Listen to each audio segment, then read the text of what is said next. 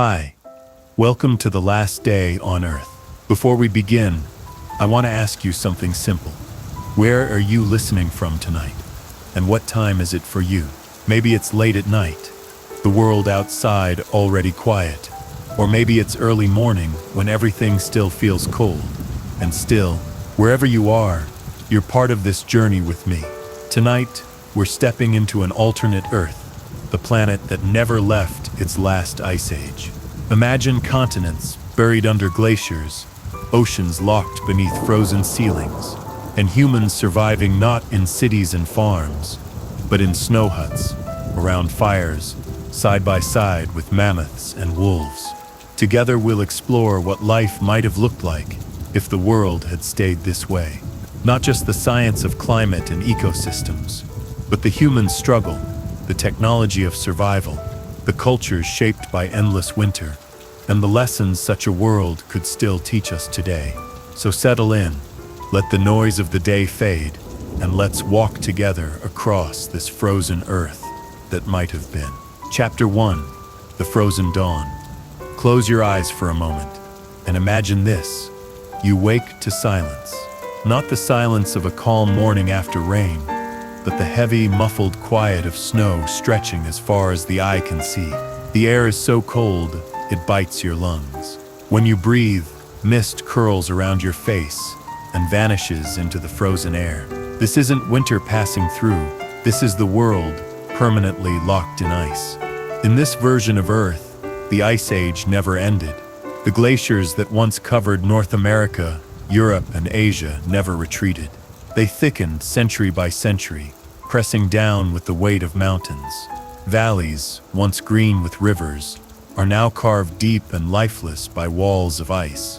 Oceans, drained by the expansion of frozen caps, are lower, exposing vast stretches of seabed that no longer feel the tide. Deserts of ice lie where once there were prairies. The entire planet has shifted into a frozen stillness. But the story of this frozen Earth begins long before humans. The last ice age on our timeline ended roughly 11,700 years ago. That was when the planet warmed, glaciers retreated, and grasslands expanded. It was that warmth that allowed humans to experiment with planting seeds, to settle in fertile valleys, to build cities, and eventually civilizations. But imagine that warmth never came.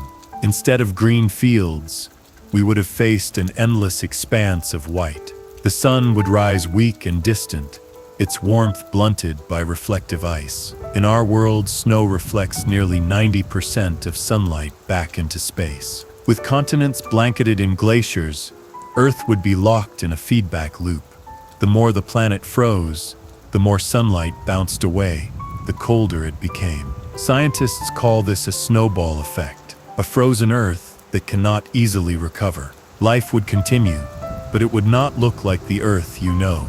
The tropics would shrink into small oases of warmth. Near the equator, rainforests might survive in fragments, surrounded by walls of ice. These narrow bands would become sanctuaries for life, the last green zones on Earth. Rivers would be reduced to icy trickles. The oceans, locked in ice, would still harbor life beneath the surface, where water stays liquid under pressure and currents continue to move. Fish, seals, and whales would thrive, but only under ceilings of frozen seas. For humans, survival in this world would be unimaginably different. In our timeline, the end of the Ice Age opened doors, fertile soils, warmer climates, longer growing seasons. Farming began, and farming created surplus. And surplus allowed people to stay in one place long enough to build villages. Villages became towns, towns became cities, cities became civilizations. If the Ice Age never ended, none of this would have been possible in the same way. The human story would have remained one of constant motion. We would be hunters, forever following herds of mammoths, reindeer, and bison across the frozen plains. We would live in caves, in shelters made of bones and hides, or in snow houses insulated with ice. Fire would not simply be a tool. It would be the center of life, the one thing keeping us alive each night. Imagine entire generations never seeing a field of wheat, never planting a seed, never tasting fruit beyond what rare berries grow in sheltered valleys. Grain would never become the foundation of diet. Bread, beer, rice, noodles. All of these would be impossible. Instead, the human diet would remain what it was during the Pleistocene. Meat, fat, marrow. Occasional plants scavenged from the edges of ice-free zones. But here's the thing, humans adapt. In this frozen world, ingenuity might have turned in different directions. Instead of plows, we would have developed more advanced ways to hunt. Instead of farms, we might have domesticated cold-adapted animals sooner, relying on them for fur, milk, and labor. Picture reindeer not only as wild herds, but as the first companions of humanity, transportation, food, and survival, all in one. Civilization would not be born in river valleys like the Nile or the Tigris. It would instead emerge in rare zones of warmth, geothermal regions where hot springs bubble beneath the snow, or coastal areas kept ice-free by warm ocean currents. These isolated pockets would become the cradles of humanity, small, glowing islands of life in a sea of ice. And with isolation comes something else: diversity. On our Earth, civilizations spread, merged, and exchanged ideas quickly as populations expanded. In a frozen Earth, groups might remain separated by glaciers for thousands of years. One valley's people could develop unique tools, myths, and languages without ever meeting their neighbors across the ice. The story of humanity would be fractured, thousands of miniature cultures, each surviving in their own frozen pocket, their own traditions preserved in the cold. The animals that once vanished from our world might still roam in this timeline. The mammoth wrapped in thick fur, perfectly adapted for endless winter. The woolly rhinoceros, swinging its horn through snowdrifts to find grass. Saber-toothed cats, stalking reindeer through icy forests. Giant sloths, armored glyptodons, and entire lineages of megafauna would never face extinction because their world never melted away. Humanity's daily life would not be with cows, sheep, and chickens, but with mammoths, aurochs, and creatures most of us know only from museums. But life in this eternal winter would not only be about survival against cold, it would shape the very way humans think. Warmth would become sacred. Fire would not simply be technology, it would be mythology. Entire religions might form around the preservation of heat. Myths of gods of flame, of spirits living in volcanic springs, of sun deities weakly fighting against the eternal cold sky. The stars, crisp and bright in icy skies, would shape our myths, our calendars, our navigation. Imagine stories passed down through generations around a fire in a frozen cave, told in whispers while snowstorms howl outside. Survival would not just be physical, it would be cultural, spiritual, imaginative. In this frozen dawn, humanity would be bound more closely to the rhythm of nature, to the eternal struggle between light and darkness, warmth and cold. In our history, the end of the Ice Age unlocked the age of agriculture, the age of empires, and the march toward technology. But here, in this world that never thawed, the age of survival never ends. We would still be nomads of the snow, dreamers around the fire, hunters of mammoths, storytellers of endless winter nights. And as we imagine this frozen dawn, one question lingers. If the Ice Age had never ended, would humanity still find a way to rise? Or would we forever remain a species on the edge, surviving but never thriving, alive but never advancing beyond the cold? Chapter 2. A climate that never breaks. The Earth's climate is a restless thing. On our timeline, it shifts between warm periods and ice ages, following cycles that stretch across tens of thousands of years. Scientists call them Milankovitch cycles, subtle wobbles in Earth's orbit and tilt that change how much sunlight reaches the planet. Sometimes these cycles tip the balance toward warmth, melting glaciers and feeding rivers. Other times they bring back the cold, drawing ice sheets down from the poles. But in this world, the one where the last ice age never ended, those cycles don't matter anymore. The cold has seized the planet, and it does not let go. The climate has locked itself into a frozen equilibrium, a balance too stable to break. Picture the globe from above. The continents gleam white beneath endless glaciers. North America is buried under miles of ice. Europe too is smothered from Scandinavia to Spain. Asia, once home to forests and grasslands, is carved into a labyrinth of glaciers and frozen plateaus. Even in the southern hemisphere, Patagonia stretches northward with ice fields, while Antarctica fuses with frozen seas to create a continent larger than any that exists today. The air itself would feel different. Without forests and grasslands to exchange carbon, the atmosphere would hold less carbon dioxide. The greenhouse effect, the invisible blanket that keeps Earth warm, would weaken.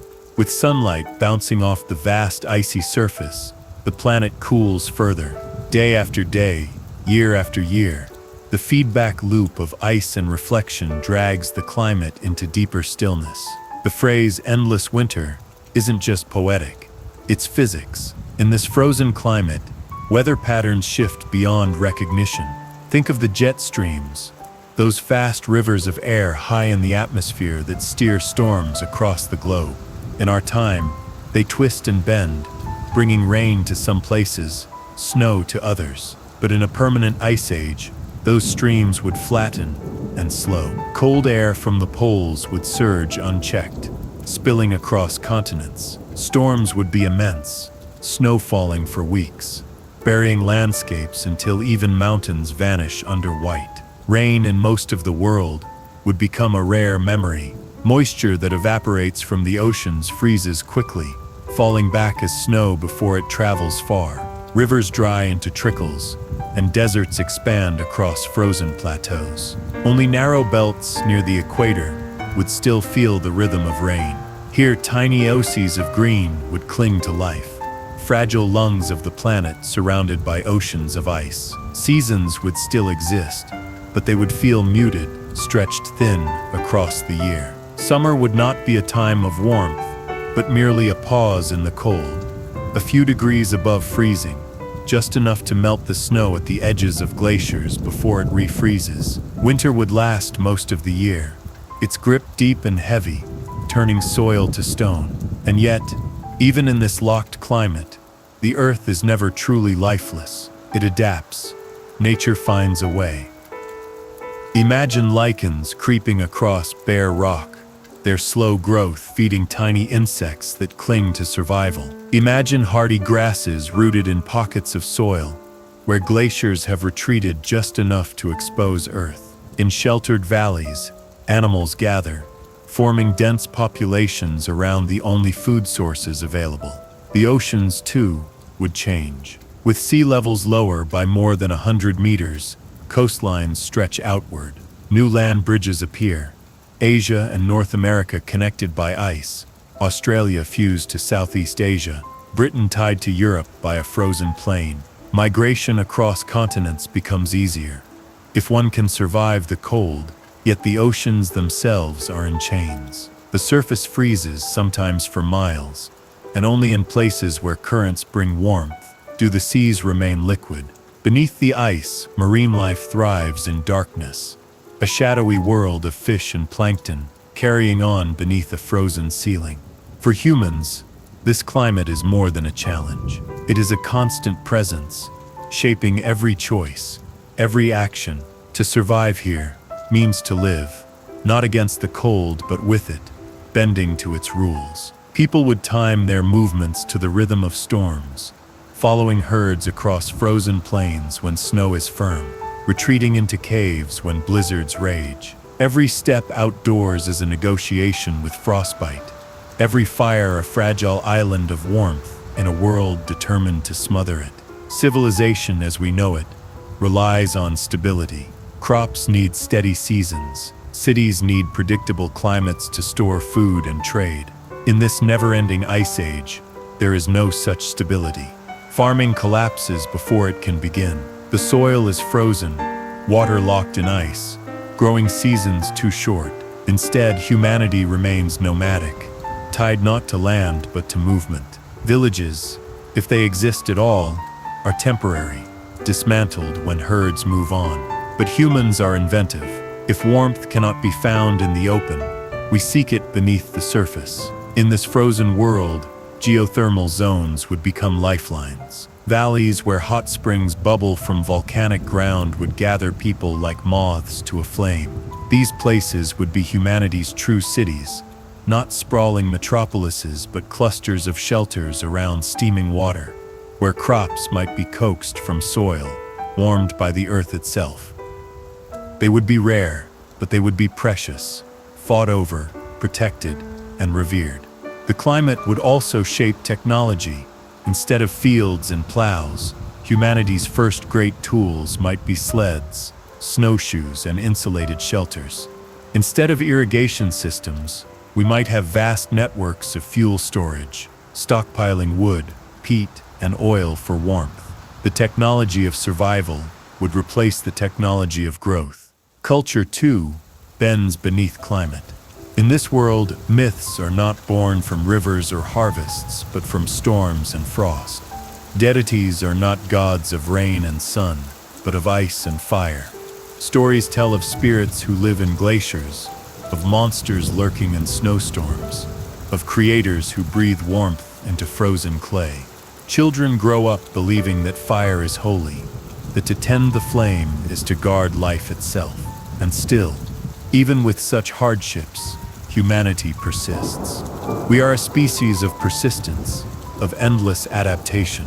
This frozen climate, unyielding as it seems, does not erase us. It shapes us. It chisels us into something different, something perhaps tougher, perhaps more resilient than in our true history. But the price is high.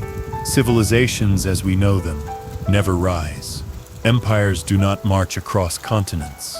Trade does not weave a network of knowledge across the seas.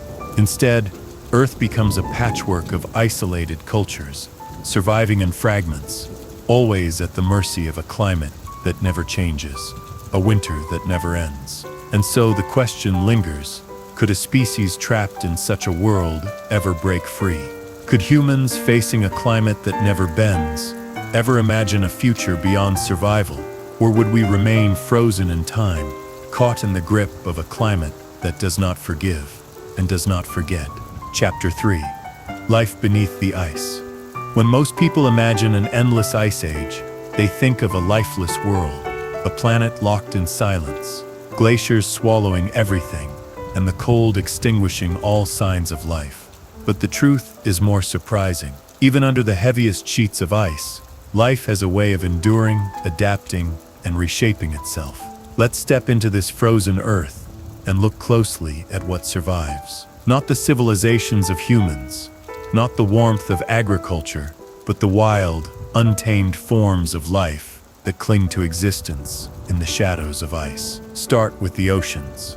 They are the true heartbeat of the planet, even in a frozen age. On the surface, ice stretches for miles, sealing off light and air. But beneath that frozen ceiling, life continues. Strange, resilient organisms thrive in darkness. In our world, scientists have found entire ecosystems under Antarctica's ice shelves, fish with antifreeze proteins in their blood, microbes living off minerals, and tiny crustaceans drifting in the dark. On an Earth where the Ice Age never ended, these ecosystems would not be rare oddities. They would be the rule. Imagine oceans filled with species adapted to eternal twilight. Fish with pale, almost transparent skin. Squid that navigate by touch rather than sight. Creatures glowing faintly with bioluminescence, casting green and blue light into the black water. Life here would not vanish.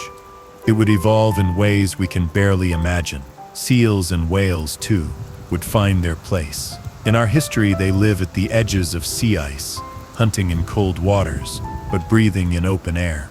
In this frozen timeline, they would evolve new ways to endure. Perhaps whales would migrate beneath long stretches of ice, surfacing only in rare pockets of open water. Seals might give birth in caves carved into glaciers, their pups sheltered by walls of snow. Survival would require change, but life is nothing if not adaptable. On land, the story is just as fascinating. The great mammals of the Ice Age, mammoths, mastodons, woolly rhinoceroses, and saber-toothed cats, vanished in our world, wiped out by warming climates and human hunters. But in a permanent ice age, their world never disappears. The grasses and shrubs of the tundra remain, stretching across frozen plains. These megafauna continue to graze, roam, and battle for survival.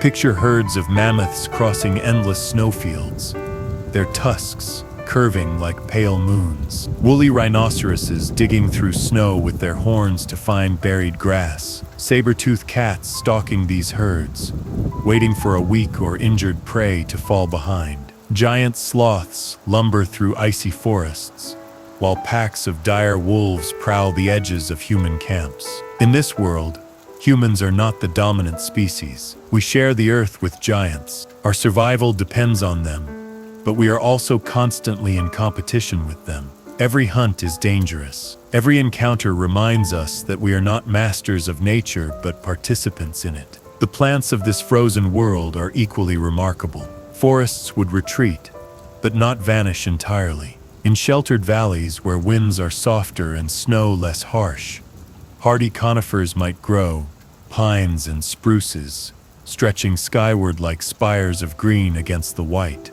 In tundra zones, mosses, lichens, and dwarf shrubs dominate, clinging to thin soil. These plants grow slowly, but they endure, feeding herds and, by extension, the humans who follow them.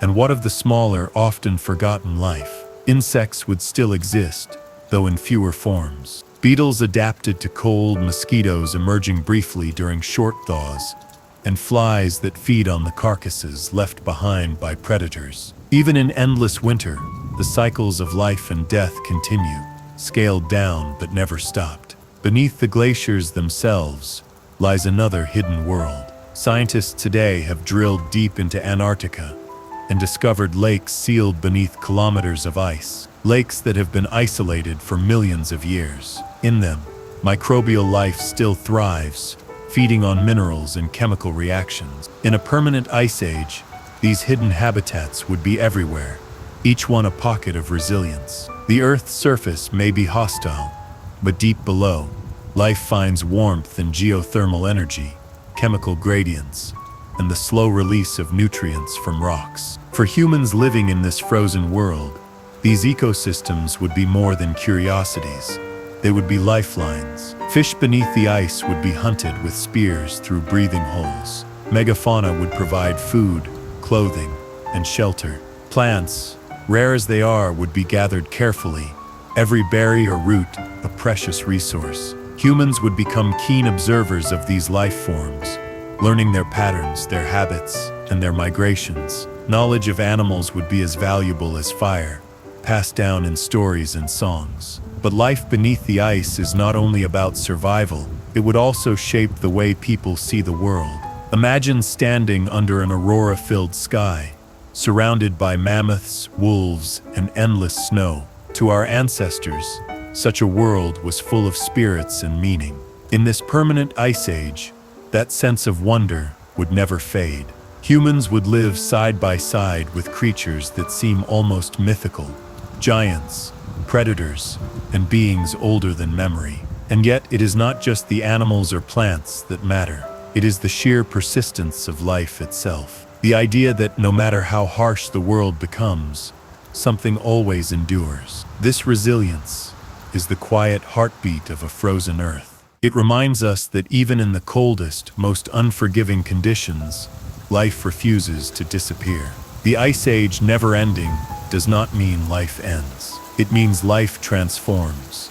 It becomes sharper, tougher, more inventive. It hides in shadows, glows in darkness, or grows slowly against impossible odds. It teaches us that survival is not about conquering the world, but about adapting to it. And as we look closer at these frozen ecosystems, the oceans under ice, the megafauna roaming the plains, the plants clinging to tundra, a deeper question emerges. Would such a world create humans, who are more connected to nature than we are today. Would living every day alongside these resilient forms of life make us humbler, more reverent, more cautious? Or would it harden us, teaching only the lessons of competition and struggle? Life beneath the ice is a mirror. It shows us what it means to endure. It shows us how fragile, and yet how powerful, the act of survival can be. And in this frozen earth, that lesson would echo through every storm, every hunt, every glowing fire in the night. Chapter 4: The Human Struggle for Survival.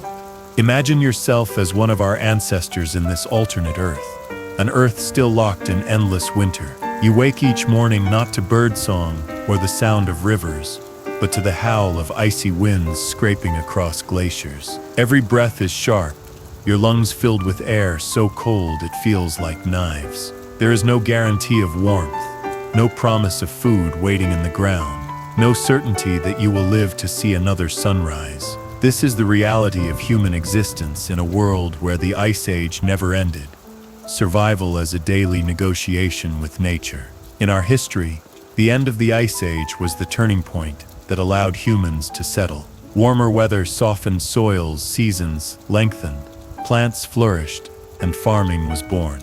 But here, farming never happens. There are no fields of wheat, no rice paddies, no olive groves. Instead, humanity remains tied to a hunter-gatherer life. To survive means to follow the herds, to move constantly, to live in rhythm with animals that are themselves forever migrating across the snow. Think of the mammoth not as an extinct creature frozen in museums, but as a constant companion.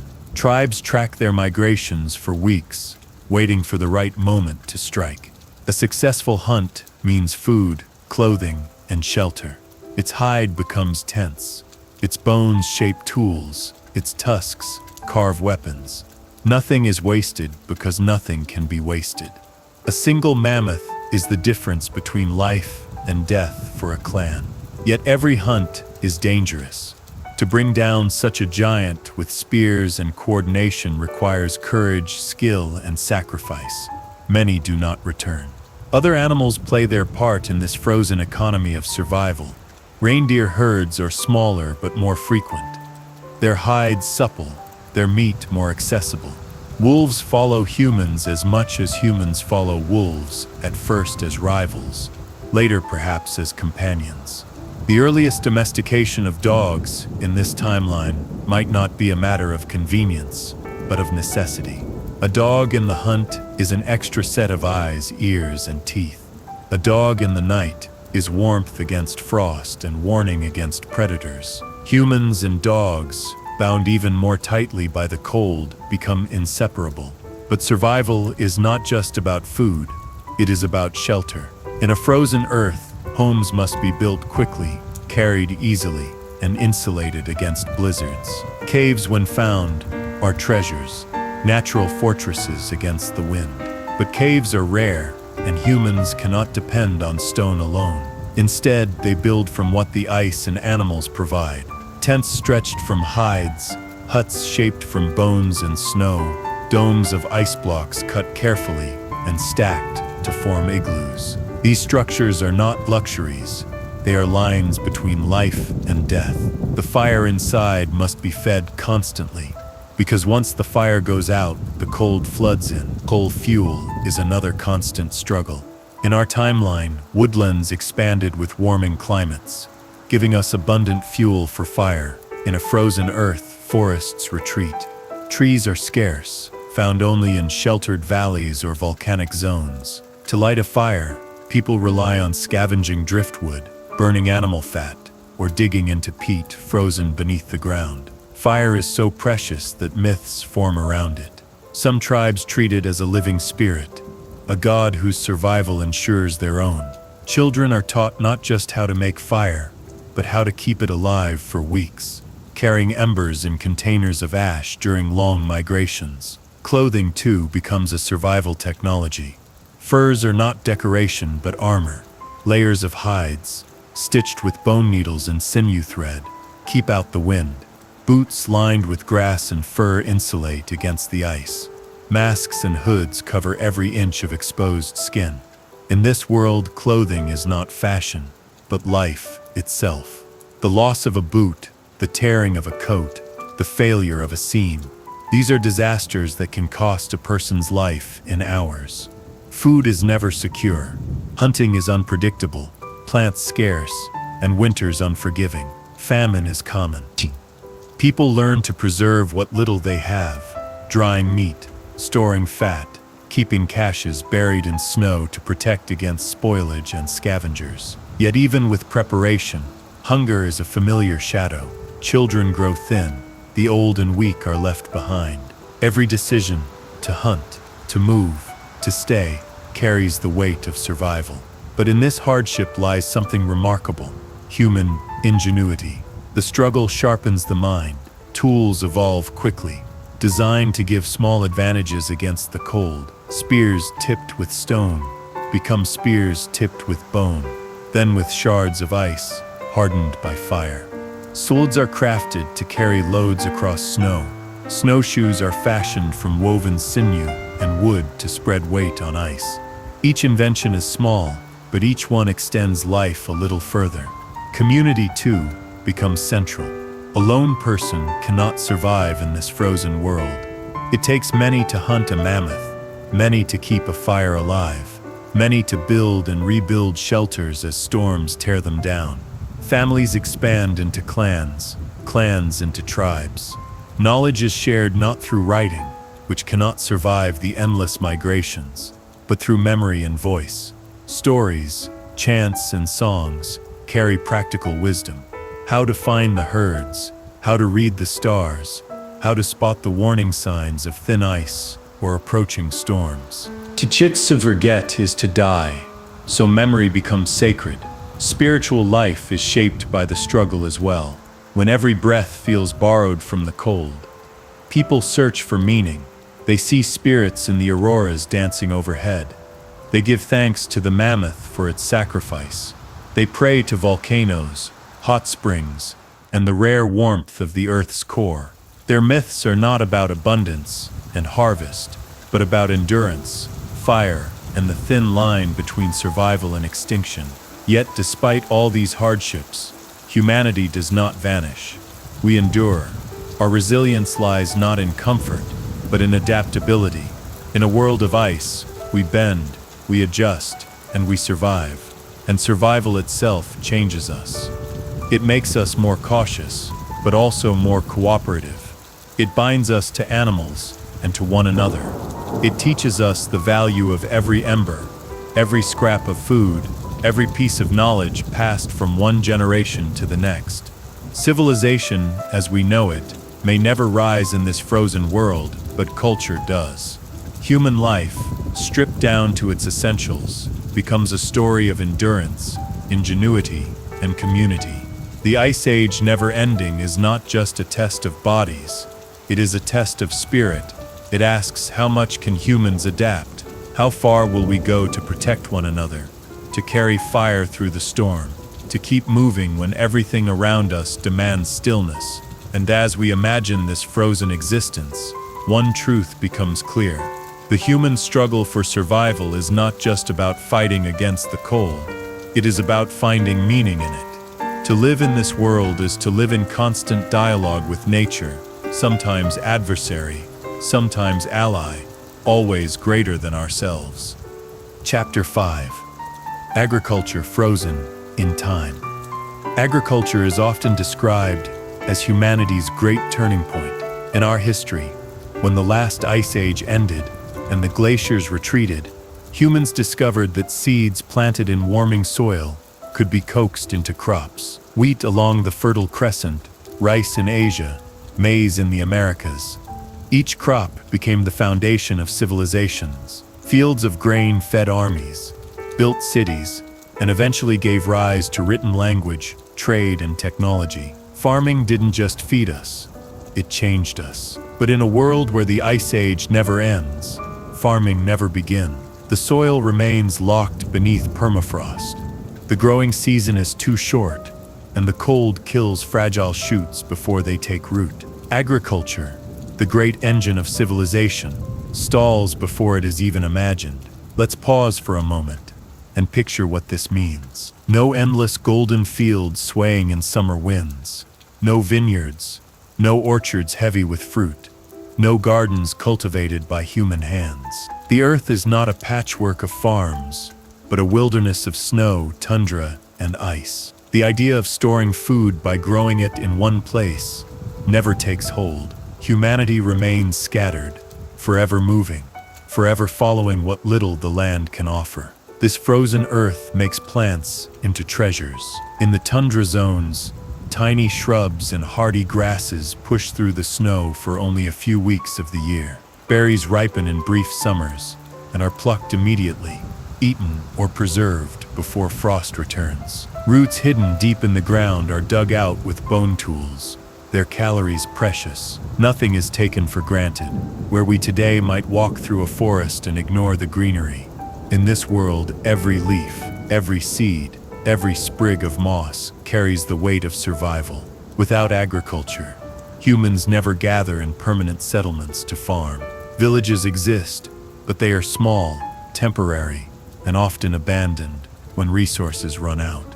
Caves, valleys warmed by volcanic activity, or coastal shelves where the climate is less severe, may host small clusters of people, but without farms to anchor them, humans keep moving. They follow herds, hunt, fish, and forage, never staying long enough to turn wilderness into farmland. This lack of agriculture reshapes everything about human society. Take food storage. In our world, farming led to granaries, clay pots, and silos that preserve surplus grain. Surplus allowed specialization. Some people could be farmers, others artisans, priests, or rulers. In the endless ice age, surplus is almost impossible. Food is preserved in snow pits, dried into strips of meat, or rendered into fat. But these stores are always small, temporary, and vulnerable to scavengers. People live closer to the edge of hunger, with little room for luxuries or hierarchy. The diets of these people remain what we might call Paleolithic, heavy on protein and fat, with only occasional plants. Meat from mammoths, reindeer, and fish provides the majority of calories. Animal fat becomes the energy that sustains bodies through the cold. In some regions, people learn to ferment or dry meat to extend its use. But the fundamental pattern never changes. Food comes from the chase, not from the soil. And because food comes from hunting, society organizes itself around movement and cooperation. Families and clans travel together, learning to track herds, share kills, and defend against predators. Every person is valuable. The strongest hunt. The most skilled preserve food. Elders pass down knowledge of animal migrations and weather patterns. Children help gather berries, roots, and firewood. No one can afford to be idle, because survival is communal. Now think of what is lost. Without farming, there are no granaries to store wealth. Without stored wealth, there are no kings to guard it, no empires to expand it, no armies to march for it. Trade exists, but it is limited to what people can carry as they move. Tools, hides, shells, or stones. Knowledge spreads slowly, carried on foot from one group to another, fragile and easily forgotten. Writing, which in our history was born to record crops and deaths, may never be invented at all. The voices of people remain oral, their histories sung around fires, their wisdom carried in memory, their myths etched not on tablets, but on the minds of each new generation. Even religion is different without agriculture. In our world, farming cultures built temples to gods of harvest, fertility, and rain. Their rituals were tied to planting and reaping, to the cycles of growth and decay. In the endless ice age, those rituals never form. Instead, spirituality centers on survival. Gods of fire, spirits of the hunt, protectors of animals, and ancestors who guide through storms. Fire remains the holiest symbol because it is warmth, food, and life all at once. But if agriculture never comes, does that mean civilization is impossible? Not entirely. Humanity is resourceful. In this frozen timeline, Small experiments might still emerge in places where conditions allow. Near volcanic zones, geothermal warmth could thaw soil enough for limited planting. Along coasts, where glaciers retreat during short summers, hardy grains like barley or rye might one day be coaxed to grow. Farming would be fragile, unreliable, and local. Never the vast surplus systems of Mesopotamia or the Nile, but pockets of cultivation clinging to warmth. These pockets could spark miniature centers of civilization, but always vulnerable, always dependent on the whims of climate. It's tempting to ask whether, given enough time, humans might still invent a version of agriculture adapted to cold. Could they breed plants that thrive in frozen soils? Could they discover ways to trap heat, perhaps building shelters for crops or using geothermal vents? The answer is yes, but only with enormous struggle. And even if they succeed, these efforts would never be widespread. Most of the earth would remain barren, forcing humans to continue the nomadic life. The absence of agriculture doesn't mean the absence of progress, though. Innovation would still happen. It would just look different. Instead of plows, there are better hunting tools. Instead of irrigation canals, there are sophisticated systems for storing meat and fuel. Instead of kingdoms, there are alliances between clans formed and broken as herds move and resources shift. Human cleverness is not erased by ice. It is reshaped by it. And perhaps there is a strange beauty in this frozen world. Without cities and sprawling farmlands, the planet remains closer to wilderness. Glaciers stretch unbroken across continents. Herds roam freely unpenned by fences. Rivers and coastlines are untouched by irrigation or dams. Humanity lives lighter, smaller, more intimately tied to the natural world. Civilization, as we know it, is delayed, but connection to nature is deepened. So when we say agriculture is frozen in time, we mean more than soil that refuses to thaw. We mean human potential itself is delayed, bound to the rhythms of migration and the chase. Progress becomes slower, more fragile, always vulnerable to famine and cold. Yet within that fragility lies a reminder: humans do not need abundance to endure. We need only each other, fire, and the will to keep moving through the snow. Chapter 6. Cities of Ice and Fire. Civilization, as we know it, is built on warmth. Cities rise where rivers flow freely, where crops can be grown, where people can gather without fear of freezing to death each night. But in a world where the Ice Age never ended, such places are impossibly rare. Most of the Earth is a frozen wilderness, unbroken stretches of tundra, glaciers, and storm-swept plains. And yet even here, even in this relentless cold, humans would still dream of community, of gathering, of creating something larger than themselves. The question is, what would a city look like in an endless winter?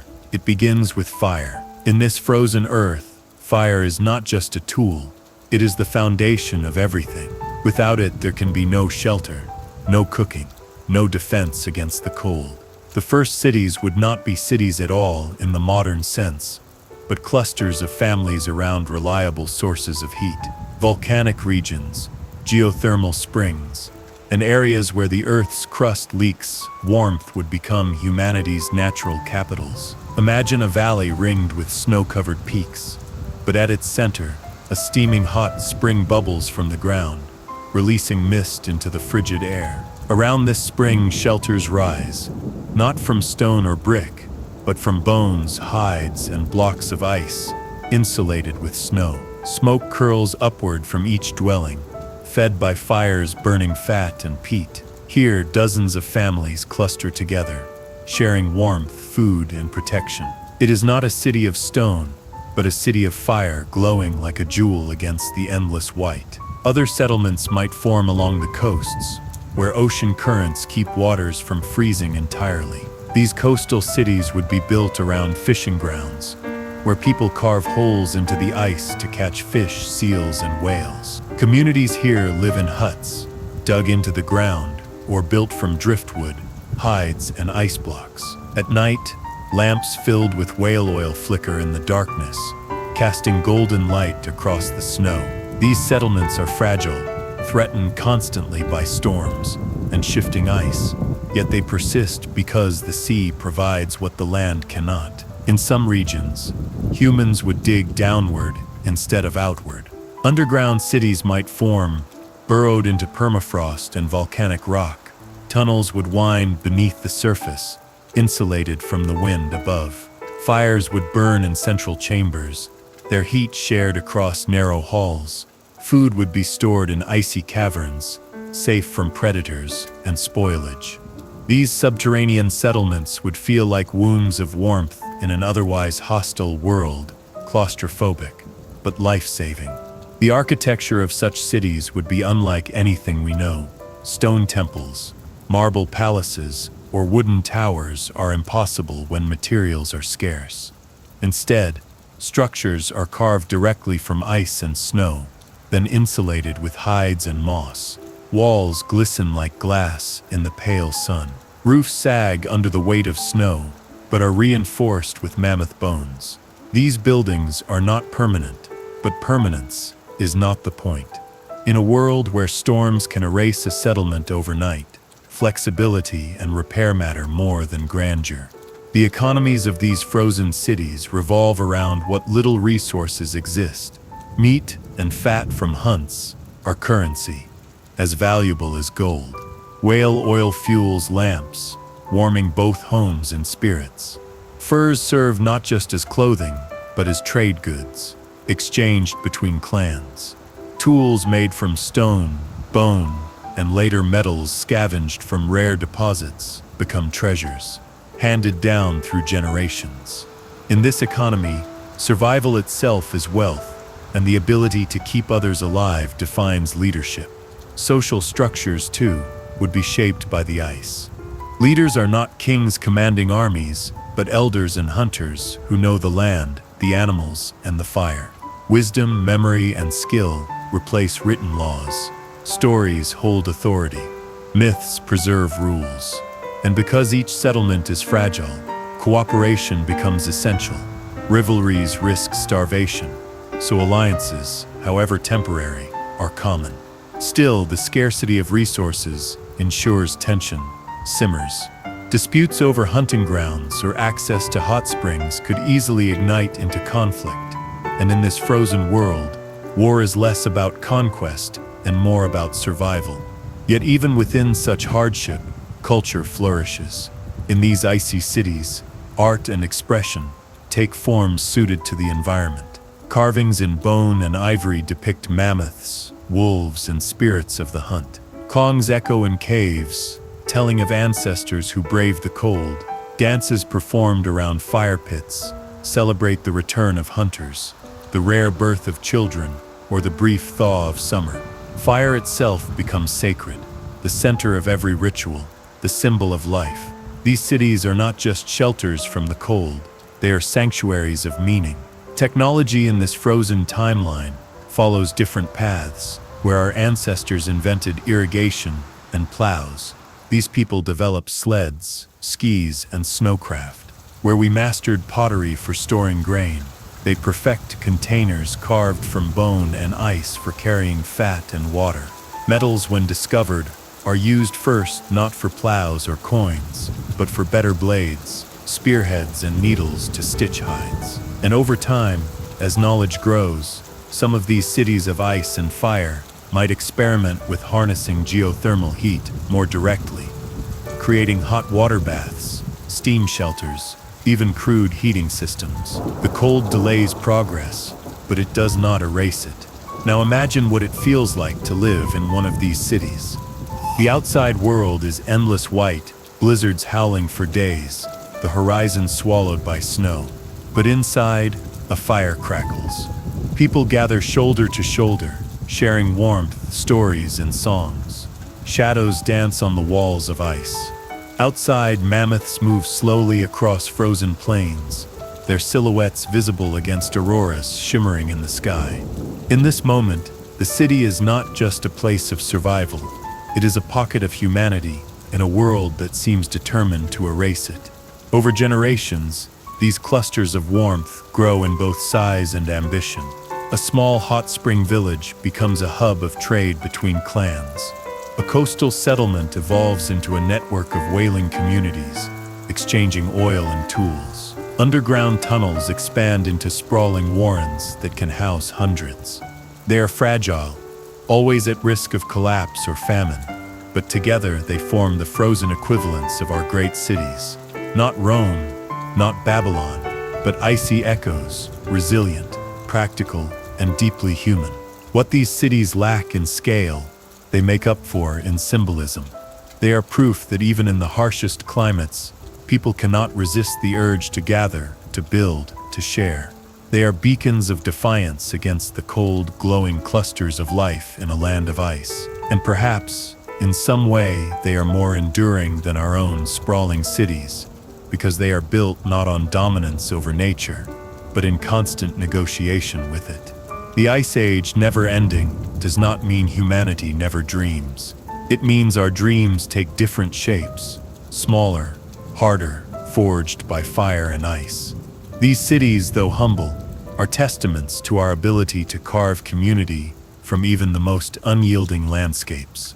They remind us that a city is not stone or steel, but people gathered together, refusing to face the cold alone. Chapter 7. The Technology of Survival. When we think of technology today, we picture glowing screens, engines, rockets, and networks stretching invisibly across the planet. But technology is older than electricity, older than cities, older even than farming. At its heart, technology is simply the sum of human ingenuity, the tools and methods we invent to survive. In a world where the Ice Age never ended, technology would follow a very different path. It would not be about convenience or luxury, it would be about survival. Every invention would be sharpened against the cold, tested by snow, refined by hunger. Let's begin with the most fundamental tool, fire. In our world, fire eventually became secondary to electricity and engines. But in a permanent ice age, fire remains the centerpiece of human existence. Keeping it alive becomes not just a skill, but an art. People invent containers for carrying embers, carefully designed from carved bone and lined with ash, so a flame can travel days without going out. Fire pits are engineered to trap heat, with stones arranged to reflect warmth and smoke holes cut to draw air. Later, clans might learn to mix oils and fats into lamps that burn brighter, longer, and cleaner. Fire-making evolves from striking stones together into complex rituals of fuel gathering, wick crafting, and preservation. Clothing, too, becomes a technology as essential as fire.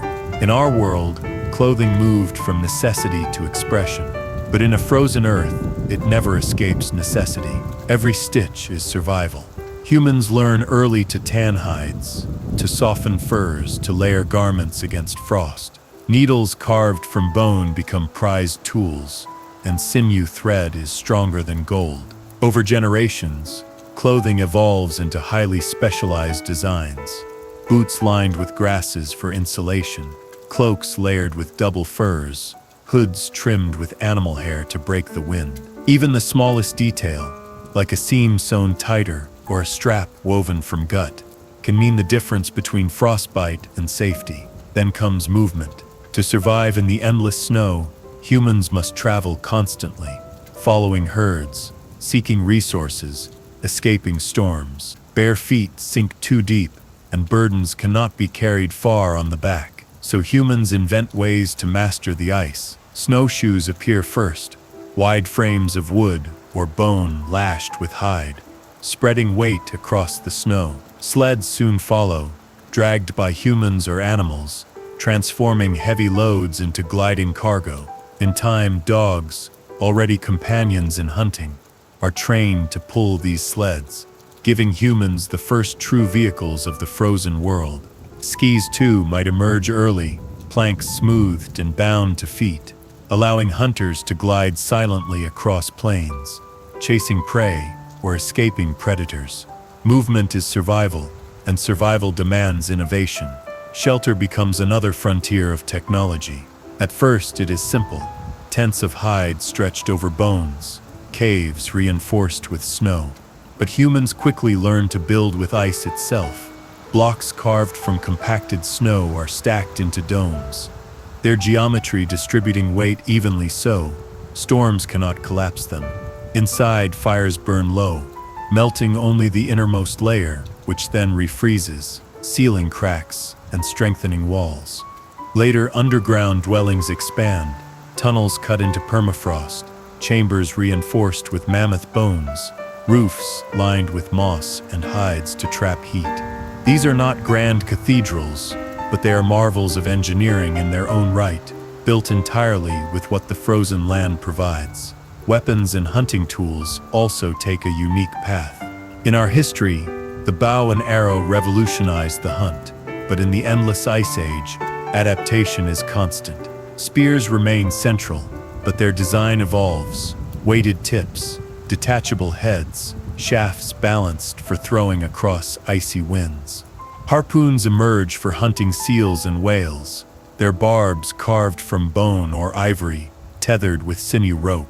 Traps are crafted from ice and wood, disguised beneath snow to capture reindeer or smaller animals. Each new tool reflects endless experimentation, as every clan refines its methods to match the prey and the terrain. Food preservation is another area where necessity sparks invention. With farming absent, every hunt must be stretched as far as possible. Meat is dried into jerky, smoked over long fires, or packed into snow pits sealed with ice. Fat is rendered into tallow, stored in hide bags, and used for both food and fuel. Fish are gutted and frozen whole, stacked in icy chambers until needed. Even blood is stored, clotted, and eaten later. In this world, waste is unthinkable. Every calorie is life. Trade and communication also take unique forms. Without agriculture to anchor large economies, trade is lighter, smaller, but no less vital. Clans exchange furs, ivory, bone tools, dried meats, and fire-starting materials. Shells or rare stones from coastal areas might serve as tokens of value, carried inland as symbols of alliance. Knowledge, too, becomes a traded commodity. Maps of safe passages, warnings of predators, and stories of where herds migrate are shared between groups, preserved in memory and song. Oral tradition itself is a kind of technology, an information system that ensures survival across generations. Later, as humans refine their understanding of heat, new technologies emerge. Geothermal springs become natural hubs of innovation. People build stone-lined baths to capture hot water, not for comfort, but for survival. Steam is used to soften hides, to cook food faster, even to heat underground chambers. In places where volcanic activity is strong, humans might experiment with channeling vents, building crude systems to harness warmth.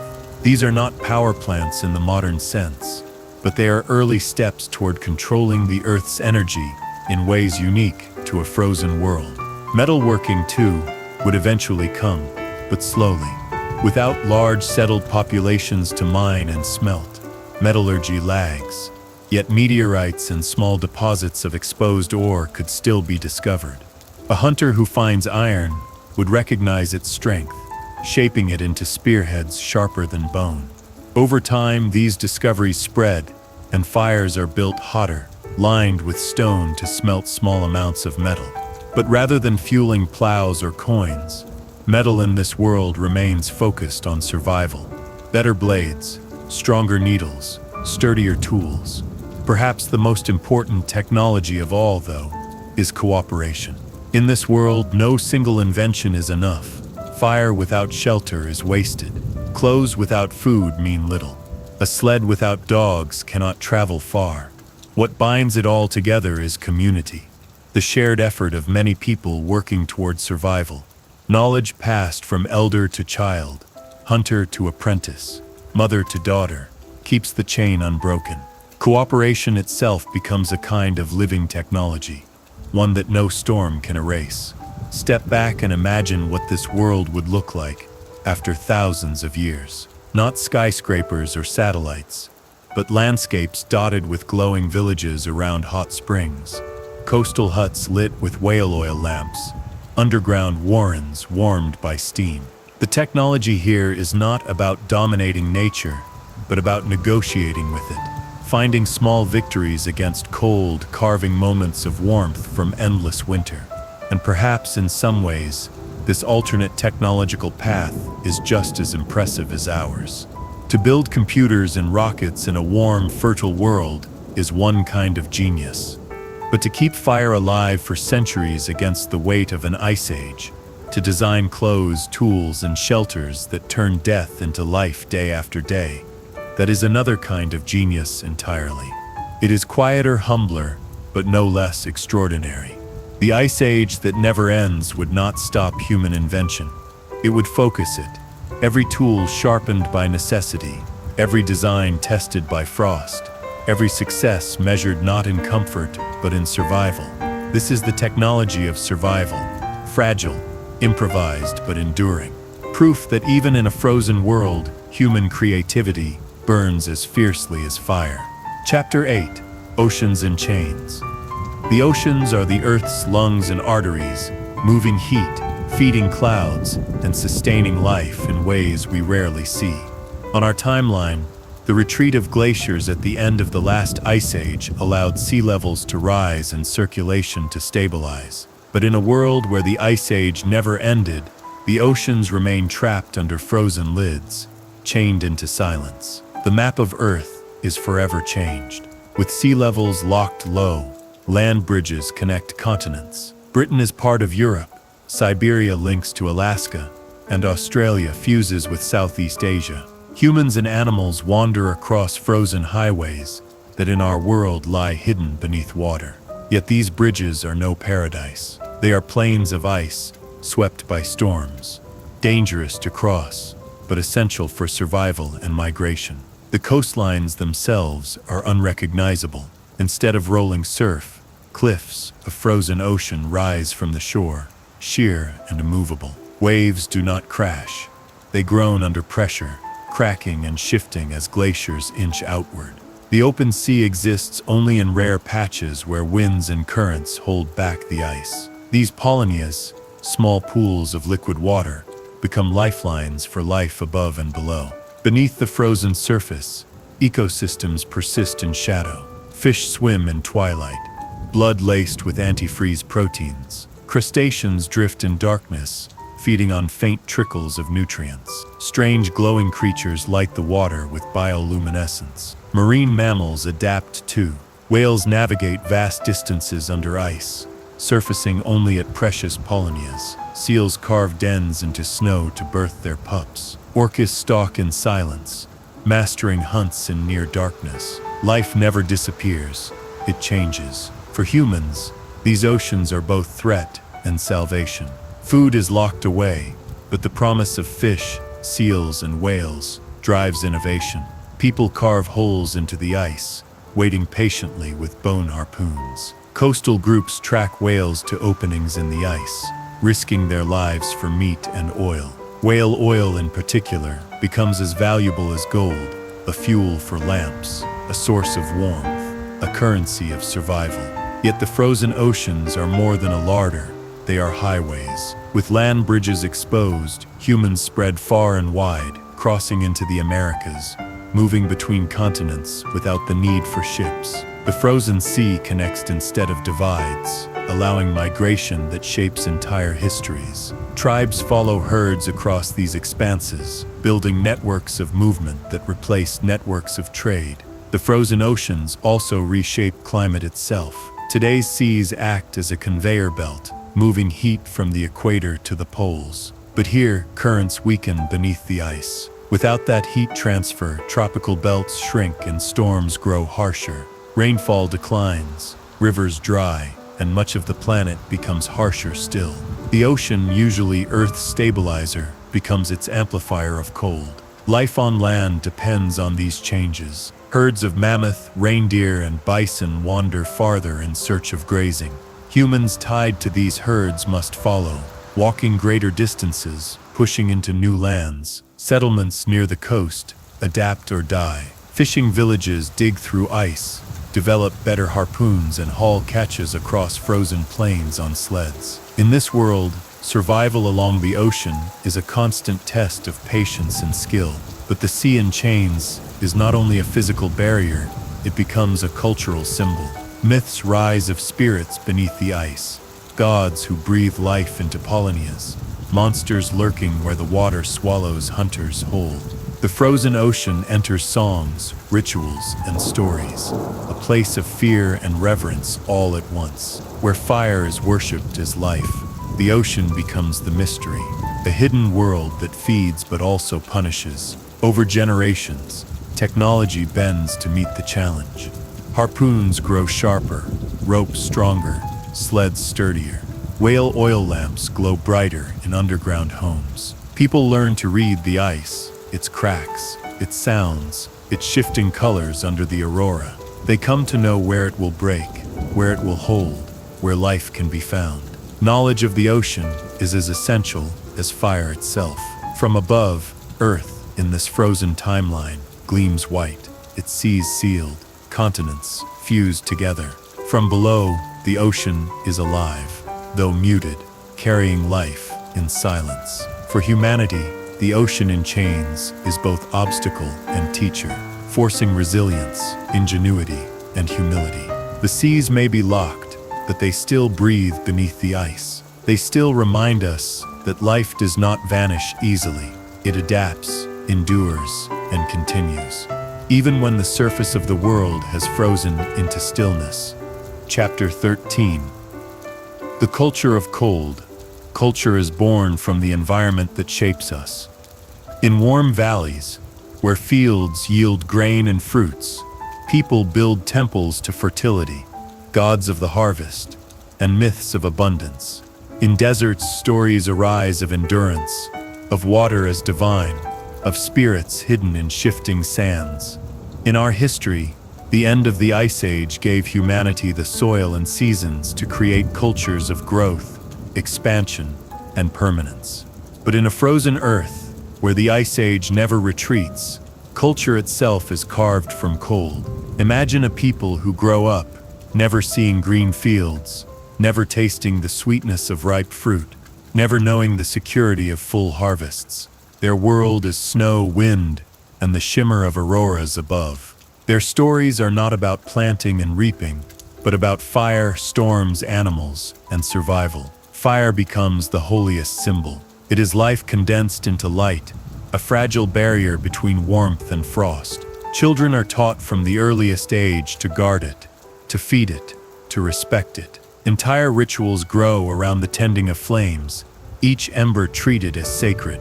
Families keep fires burning for months, passing coals carefully between shelters when migrating. To lose the flame is more than inconvenience. It is shame, disaster, even death.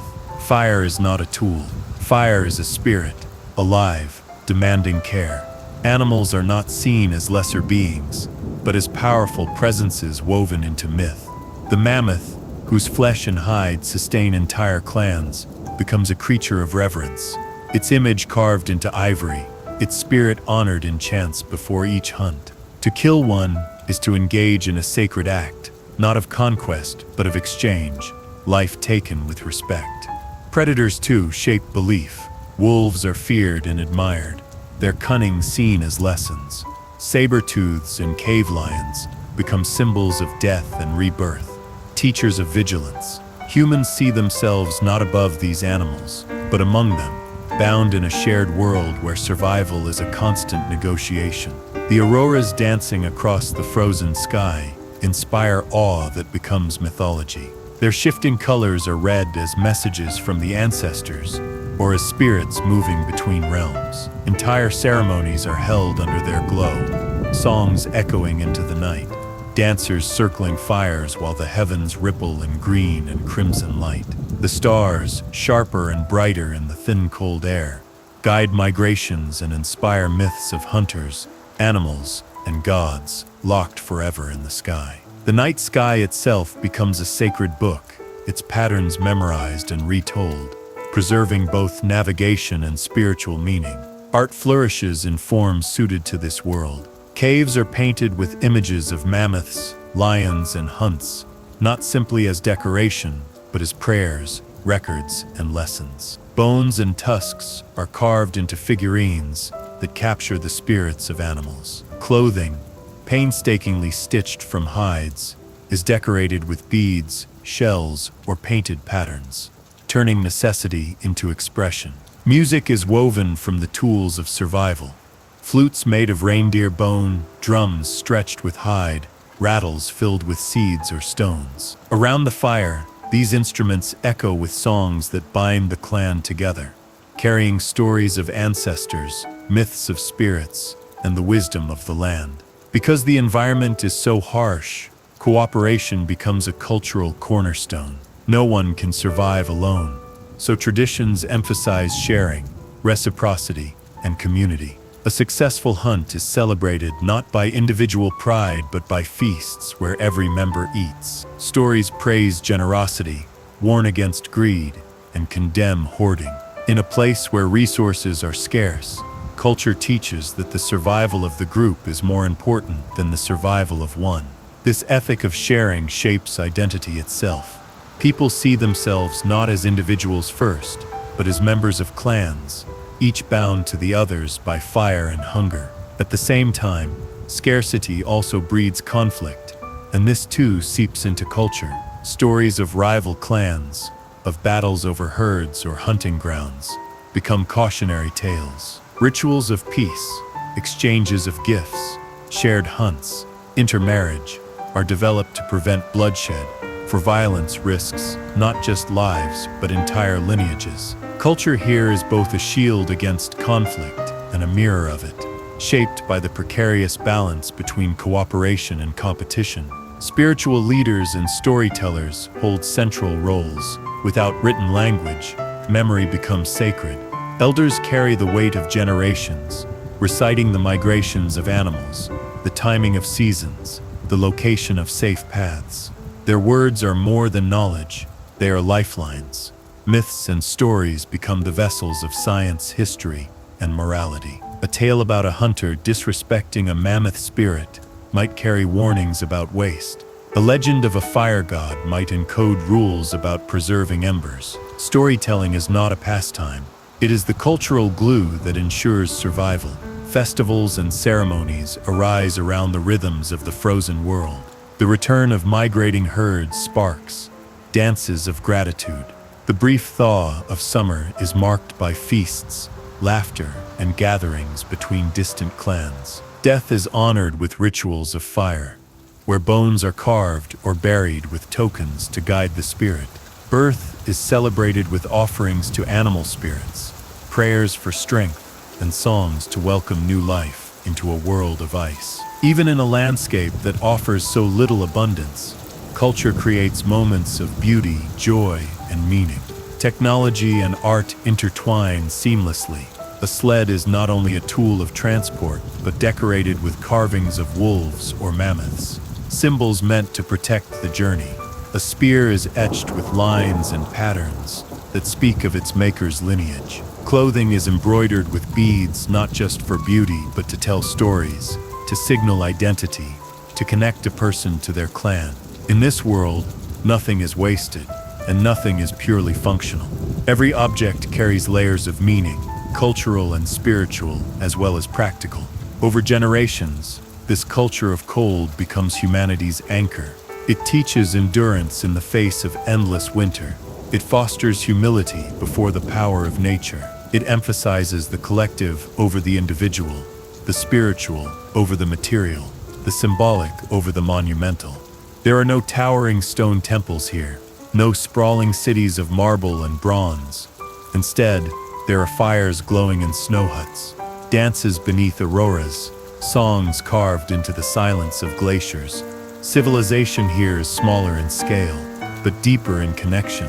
Its strength not in conquest, but in resilience. Perhaps this is the most profound lesson of the culture of cold, that meaning does not require abundance, and beauty does not require warmth. Even in the harshest environment, people create myths, art, music, and rituals. They weave stories into the very fabric of survival, transforming scarcity into significance. turning fire into sacred flame, turning animals into gods, turning survival itself into a shared story worth telling.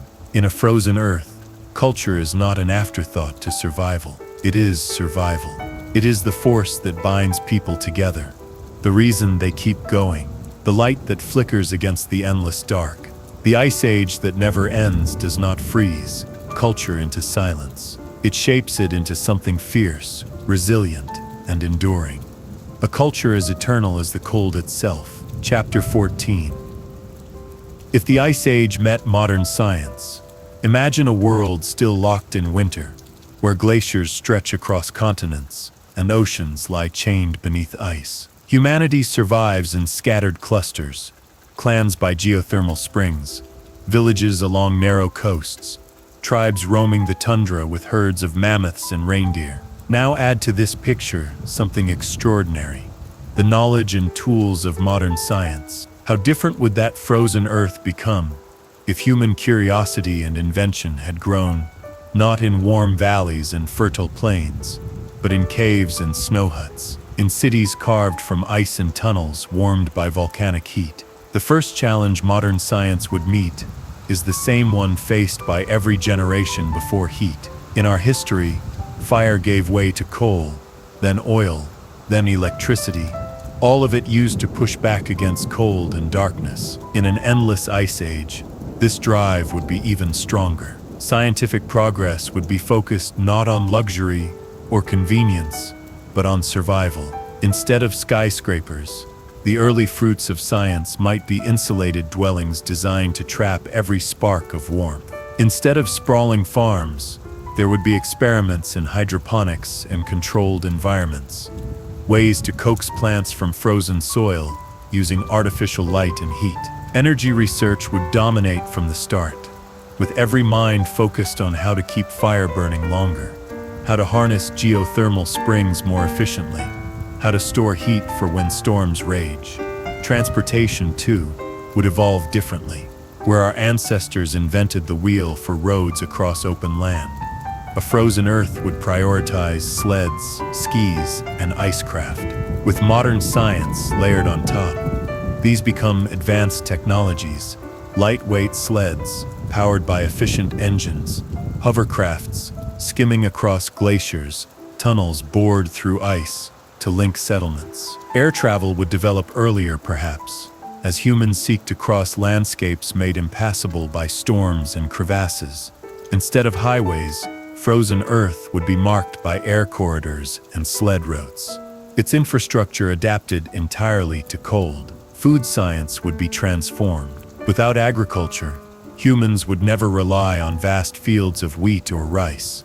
Instead, nutrition would be engineered. Domesticated reindeer might still exist, their milk refined into protein powders. Fish farms could be carved into ice-covered lakes, with nets suspended beneath frozen surfaces. Labs might cultivate hardy strains of algae, mushrooms, or even genetically engineered plants designed to grow under artificial light. Greenhouses heated by geothermal energy would dot the few habitable zones, glowing against the endless snow like lanterns. Where we measure wealth in money or land, frozen earth would measure it in calories. Each innovation in food production celebrated as a miracle. Medicine would take on different priorities. Diseases of warmth and abundance might never appear, but cold-related challenges would dominate. Frostbite, hypothermia, respiratory illness. These would drive research. Doctors would become experts in circulation, tissue preservation, and the management of body heat. Prosthetics would be developed for those who lose limbs to frost, with science turning necessity into new frontiers. Perhaps even genetic engineering would emerge earlier, as humans seek to adapt themselves to the cold, altering metabolism and body structure to endure where technology alone cannot. Communication, too, would evolve along different lines. Written language in our world was born to track harvests and debts. Here it might emerge instead to record migrations of herds, to mark the timing of storms, to share survival knowledge. Modern science layered on top of this would create networks not for trade of goods, but for trade of knowledge. Radios would link distant villages across glaciers. Satellites would track storms and herds.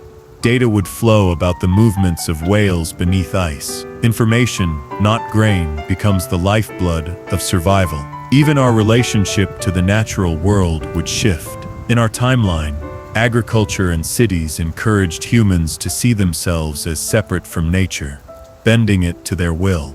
But in an endless ice age, even with modern science, that illusion would never take root. People would remain acutely aware of their dependence on animals, on fire, on the rhythms of ice. Mammoths and reindeer would not just be studied as wildlife, but as partners in survival. Whales and seals would be tracked with the same attention we give to crops and livestock. Ecology would not be a branch of science. It would be the foundation of every field, a reminder that human survival is tied directly to the balance of the frozen world. One of the most profound differences would appear in how science imagines progress. In our world, we measure it by expansion. Cities growing, populations swelling, technologies spreading across the globe. In a frozen Earth, progress would be measured in depth, not breadth. A new way to trap heat in a shelter, a stronger harpoon, a more efficient oil lamp, a more accurate way to predict storms. Each of these would be revolutionary. Science would not drive toward conquest of the Earth, but toward coexistence with its relentless cold. The culture of innovation would be one of humility, patience, and persistence. And yet, despite the challenges, there is no doubt that science would flourish. Human curiosity is not dependent on comfort. Even in snow huts and icy caves, people would look up at the sky and wonder why the auroras dance, why stars shift, why the moon changes. Astronomy might even grow faster, for the skies of a frozen Earth would be clearer, sharper, more brilliant, without heat haze or pollution. The stories of spirits in the sky would one day give way to telescopes carved from ingenuity, to theories of orbits and planets, to questions about the universe itself. Even in the cold, the human mind would reach outward. Perhaps the greatest question is this: could a civilization born in endless winter ever reach the same heights of technology as ours? Could it build rockets, harness atoms, connect the world with invisible waves? The answer is yes, but the path would be longer, harder, slower. Each step forward would be tested against the ice, each discovery bent to the service of survival. There would be fewer luxuries, fewer wasted experiments, fewer monuments built to pride. Science would be lean, focused, and deeply tied to the needs of life in the cold. And maybe, just maybe, that would shape humanity itself in ways we cannot fully imagine. In our timeline, abundance allowed arrogance. We often forgot our dependence on the Earth. But in this frozen timeline, even at the height of modern science, people would still bow their heads to fire, still respect the herds and oceans, still remember the fragility of survival. Modern science would not erase humility, it would deepen it. The ice age that never ends is not the end of human progress. It is simply another path, one where science grows slower but stronger, tied not to conquest but to endurance, not to the illusion of control, but to the constant reminder that the world is greater than us. In that world, modern science does not make us rulers of nature. It makes us its careful partners, working alongside ice, fire, and life to survive in a universe that is always larger, always colder, always waiting. Chapter 15. Could Earth ever return to ice? When we look back at the history of our planet, we see cycles of warmth and cold, stretches of green and ages of white. The ice ages are not distant accidents, but recurring chapters, part of Earth's natural rhythm. The last one ended only about 11,000 years ago, opening the doorway to farming, cities, and everything we now call civilization. But what if it had not ended? And more urgently, could it ever come back? The question is not only a scientific puzzle, it is also a reminder of how fragile our place in the climate really is. Ice ages are driven by subtle shifts in Earth's orbit and tilt. called Milankovitch cycles. The planet does not circle the sun in a perfect loop. It wobbles, it leans, it drifts closer or farther across tens of thousands of years. These shifts change how much sunlight reaches different parts of the globe. When the tilt favors colder summers in the north, ice builds instead of melts. Snow lingers, reflects sunlight, and cools the planet further. The feedback begins. Ice spreads, temperatures drop, and within centuries, Earth locks into another frozen age. This is how our ancestors lived for most of human history, under the shadow of glaciers, in a world where survival meant fire, fur, and the chase. In theory, Earth should one day return to that state. The cycles are still there, pulling gently on our climate. If humans had not changed the atmosphere, another ice age might have begun thousands of years from now. But we did change it. By burning coal, oil, and gas, we have pumped billions of tons of carbon dioxide into the air. That invisible blanket traps heat, holding it close to the surface. It is strong enough to overwhelm the natural cycles, delaying the return of ice. Some scientists believe that the next ice age has been postponed by tens of thousands of years. In other words, our planet may be skipping the cold chapter it was otherwise destined to enter. But what if, somehow, the balance shifted back? What if the greenhouse gases we added were drawn down, whether by natural processes or human effort, and the cycles regained their influence? The Earth could begin to cool again. Snowfall in the north would not melt fully in summer. Glaciers would thicken, inching slowly south. Rivers would freeze for longer stretches. Forests would retreat, and deserts would turn white with snow. Within centuries, the same ice sheets that once covered Canada and Europe could rebuild, kilometer upon kilometer of frozen weight pressing on the land. The oceans would drop as water locked into ice, coastlines stretching outward, new land bridges forming. It would not happen overnight, but the change would be relentless. If this return came, humanity would face a challenge unlike anything in our modern experience.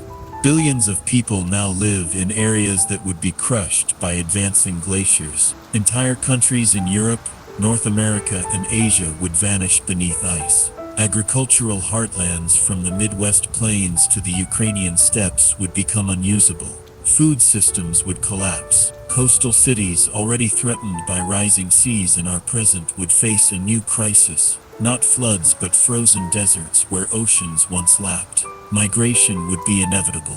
Populations would shift toward equatorial belts, the last refuges of warmth, crowding into narrow strips of land where farming might still be possible.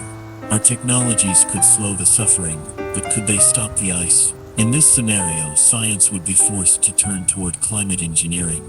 Perhaps vast mirrors in space would be proposed, redirecting sunlight back toward the Earth. Perhaps greenhouse gases would be deliberately released again, an attempt to tilt the balance back toward warmth. But such efforts would carry risks of their own. The climate is not a switch to be flicked on and off. It is a system of feedbacks, fragile and enormous, where every push creates ripples we cannot fully predict. We might delay the advance of ice, or we might only make its coming harsher. There is also the haunting thought that the Earth does not need us to choose. Glacial cycles operate on scales far beyond human lifetimes. Civilizations rise and fall in mere thousands of years, while ice ages last tens of millennia. To the planet we are brief. Our choice is significant, but not absolute. Even if we postpone the next ice age away, deals if you postpone the next ice age, time itself stretches longer than our memory. Eventually the cycles may win again. One day, whether in 50,000 years or 100,000, the glaciers could return. The question is not if, but when. Thinking about this forces us to see our own time differently. We live in a rare warm interlude of fleeting summer and the long winter of Earth's history. All of human civilization, every city and story fits into this window of warmth. It feels permanent because it is all we know, but in geological time it is fragile, temporary. A brief breath between ages of ice. And so when we ask whether the Earth could return at ice, we are really asking about ourselves. When we ask whether the Earth could return at ice, we are really asking about ourselves. Could we survive it? Could we adapt as our ancestors once did, not with stone spears but with satellites? With stone spears but with satellites, power grids, and sprawling cities. Would our technology shield us, or would it crumble under the weight of glaciers? Would we fight against the change with every invention we can imagine? We can imagine, we can imagine. Will we learn to bend, to build new lives in equatorial lives in equatorial lives in equatorial risks, to carry our cultures into the narrow strips of warmth that remain? The possibility of a new ice age reminds us of two truths. The first is humility, that the planet is larger, or brush. We are not the masters of its cycles, only temporary resistance. The second is resilience, that life endures, adapts, and finds a way. Resilience. The second is resilience, that life endures, adapts, and finds a way. Just as mammoths once grazed on frozen steppes, just as our ancestors carved shelters from ice and bone, humanity too might endure a hero, endure ancient futures. Reshaped, but not erased. The ice age that never ended is a thought experiment, but the ice age that may return is a real term, is a real pulse, is a real party of the years in the past. Whether delayed by our last changes or hastened by natural shifts, the cycles remain. The cycles remain. They remain flags. The climate is not about trends. As faulty as the others, painful as the rich claim. Foggy as the very day, and living when we can. Chapter 16. Lessons from the endless winter. When we imagine a world worth in, or we imagine a world that will refuse, tempting to think on. It is tempting to think on plants, only of the hardships, the cold that bites the skin, the storms that arrest flights, the hardships, the hunger that haunts others, and those hardships are real. Humans are fragile creatures. We lack fur thick enough to withstand the cold, claws sharp enough to hunt easily, or speed swift enough to outrun predators. Yet somehow, we endure. In the imagined Ice Age world, this endurance becomes the very definition of us. The frozen world teaches us that survival is not about dominance, but about adaptation, about shaping ourselves to meet challenges, instead of expecting challenges to shape themselves to us. The second lesson is humility. On our warm Earth, it is easy to believe that we have conquered nature. We raise skyscrapers, divert rivers, send machines into space. But in the ice age that never ends, the cold remains stronger than any invention. No fire can melt the glaciers. No tool can stop the storms. People in that world would never forget how small they are against the scale of Earth. Humility would not be a virtue chosen, but a condition lived. Every hunt, every fire, every day survived would be a reminder that life is fragile, that nature sets the terms. Perhaps, if we carried that humility more deeply in our own time, our choices toward the planet would look different. The third lesson is connection. Cold forces people together. A lone human cannot last long against frost and predators. Survival is communal, fires shared, food distributed, shelters built with many hands. In the endless ice age, culture is forged in cooperation. Myths and songs emphasize generosity, stories condemn greed, and rituals reinforce bonds. To hoard is to endanger the group. To share is to secure survival. In our world, abundance often encourages individualism. In theirs, scarcity would teach connection as a necessity, woven into the heart of identity. We too might ask ourselves whether abundance has made us forget how much we still depend on one another. The fourth lesson is reverence. To live surrounded by mammoths, wolves, and whales, to rely on them for food and clothing, to fear them as predators, is to live in constant dialogue with life beyond ourselves. Animals in the endless ice age are not just resources, but teachers, companions, and spirits. Myths honor their power. Rituals thank their sacrifice. This reverence reflects a truth we often overlook, that our lives are intertwined with the lives of other beings, that survival is never ours alone. The frozen world would never let people forget this. Perhaps we should not forget it either. There is also a lesson in limits. In a frozen world, energy is scarce, food unpredictable, resources fragile, waste is impossible. Every ember, every drop of oil, every strip of hide must be used wisely. People learn discipline not as morality, but as survival. Contrast that with our history, where abundance allowed overconsumption, where progress was measured by how much could be extracted, burned, and built. The endless ice age suggests another way to live within limits, to measure progress not by how much is taken, but by how well what little is available is preserved. It whispers to us that limits are not prisons but teachers, reminding us of balance. And finally, there is a lesson about meaning. Survival in a frozen world is hard, but it is not empty. Around fires, people still sing. They carve art into bones, paint stories on cave walls, tell myths beneath the shimmering auroras. They turn necessity into beauty, hardship into ritual, struggle into culture. Meaning does not require warmth or abundance. It grows wherever humans gather, in laughter, in memory, in hope. The endless ice age reveals that our true strength is not only in survival, but in the ability to make survival beautiful, to transform cold into story, hunger into myth, and fire into sacred light.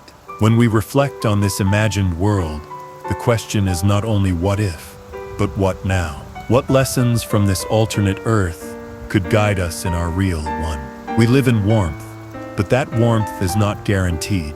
Our climate is changing, our relationship with nature strained. Resilience, humility, connection, reverence, limits, and meaning.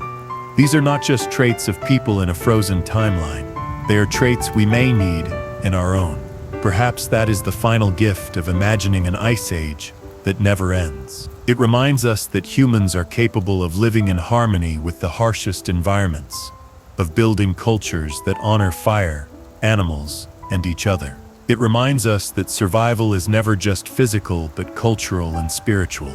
And it reminds us that the world does not belong to us, but we belong to it, shaped by its rhythms, humbled by its power. The endless winter may be only a thought experiment, but the lessons it holds are real. If we carry them forward, we may not need an ice age to teach us resilience. We may not need glaciers to teach us humility.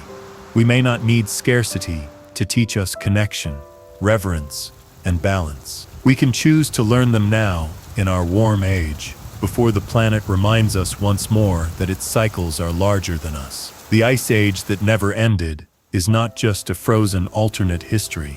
It is a mirror, showing us what it means to endure, what it means to live together, what it means to be human when the world is cold. The lesson is simple. Survival is never just about fire and food. It is about meaning, community, and respect. And those lessons, carried from a frozen dream, are as valuable now as they would be in the coldest winter Earth has ever known. Factor 9. The age of megafauna. Close your eyes and picture the great herds of the Ice Age. Creatures so large, so powerful, that they seem almost mythical to us today. Woolly mammoths with tusks, sweeping like ivory crescents. Saber-toothed cats crouched low in snowy grass, their teeth gleaming like daggers. Giant ground sloths lumbering slowly through icy forests, tearing at branches with massive claws. In our timeline, these animals are gone, most extinct within the last 10,000 years, their end hastened by warming climates, and the arrival of humans with fire and spear. But in a world where the Ice Age never ended, these giants never vanish. They remain the companions, rivals, and sometimes even the masters of our frozen Earth. The endless cold preserves the habitats they need. The tundras and steppes do not shrink into patches of grassland, as they did in our history, but stretch endlessly across continents. Hardy grasses and shrubs feed herds numbering in the tens of thousands, turning the landscape into a living plain of giants. Mammoths march in lines that ripple like rivers across the snow, their feet pounding rhythm into the ground. Woolly rhinoceroses carve trenches in snow with their great horns, uncovering grasses for themselves and the animals that follow. Bison, musk oxen, and reindeer cluster together, their breaths forming clouds in the air. These animals are not relics of the past, but the dominant life forms of the frozen world, shaping the land with their movements, trampling forests, and keeping the steppes open. Where there are herds, predators gather. Dire wolves, larger and stronger than modern wolves, hunt in packs that rival humans in cooperation. Saber-toothed cats crouch in ambush, their long canines glinting as they wait for the perfect moment to strike. Cave lions, nearly twice the size of those we know today, roam the frozen plains in prides, their golden coats blending with the pale grasses and snow. To walk across these steppes is to know that the eyes of hunters are always watching, that danger waits in silence just beyond the firelight. For humans, predators are not simply creatures to fear, but forces that shape daily life. A family gathering fuel knows it could be stalked. A clan following reindeer knows wolves may follow too, testing the weak and unwary. Humans in this frozen earth live among giants, not apart from them. The relationship is one of dependence and tension. Mammoths provide food, hides, bones, and tusks. Everything from shelter to tools can be made from a single kill.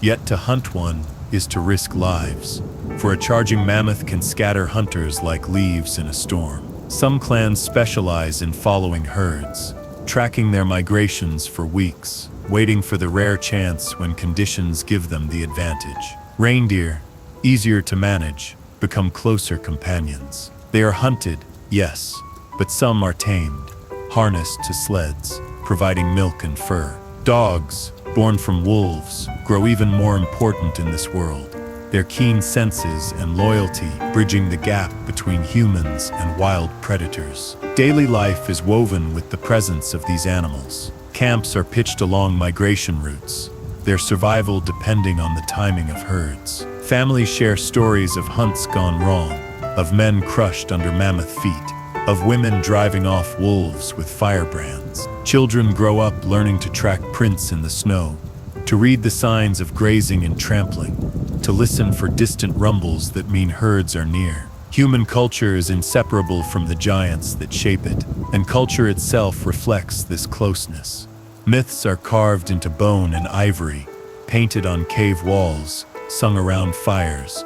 Mammoths are not only prey but sacred beings, spirits of the land that shape valleys with their tusks.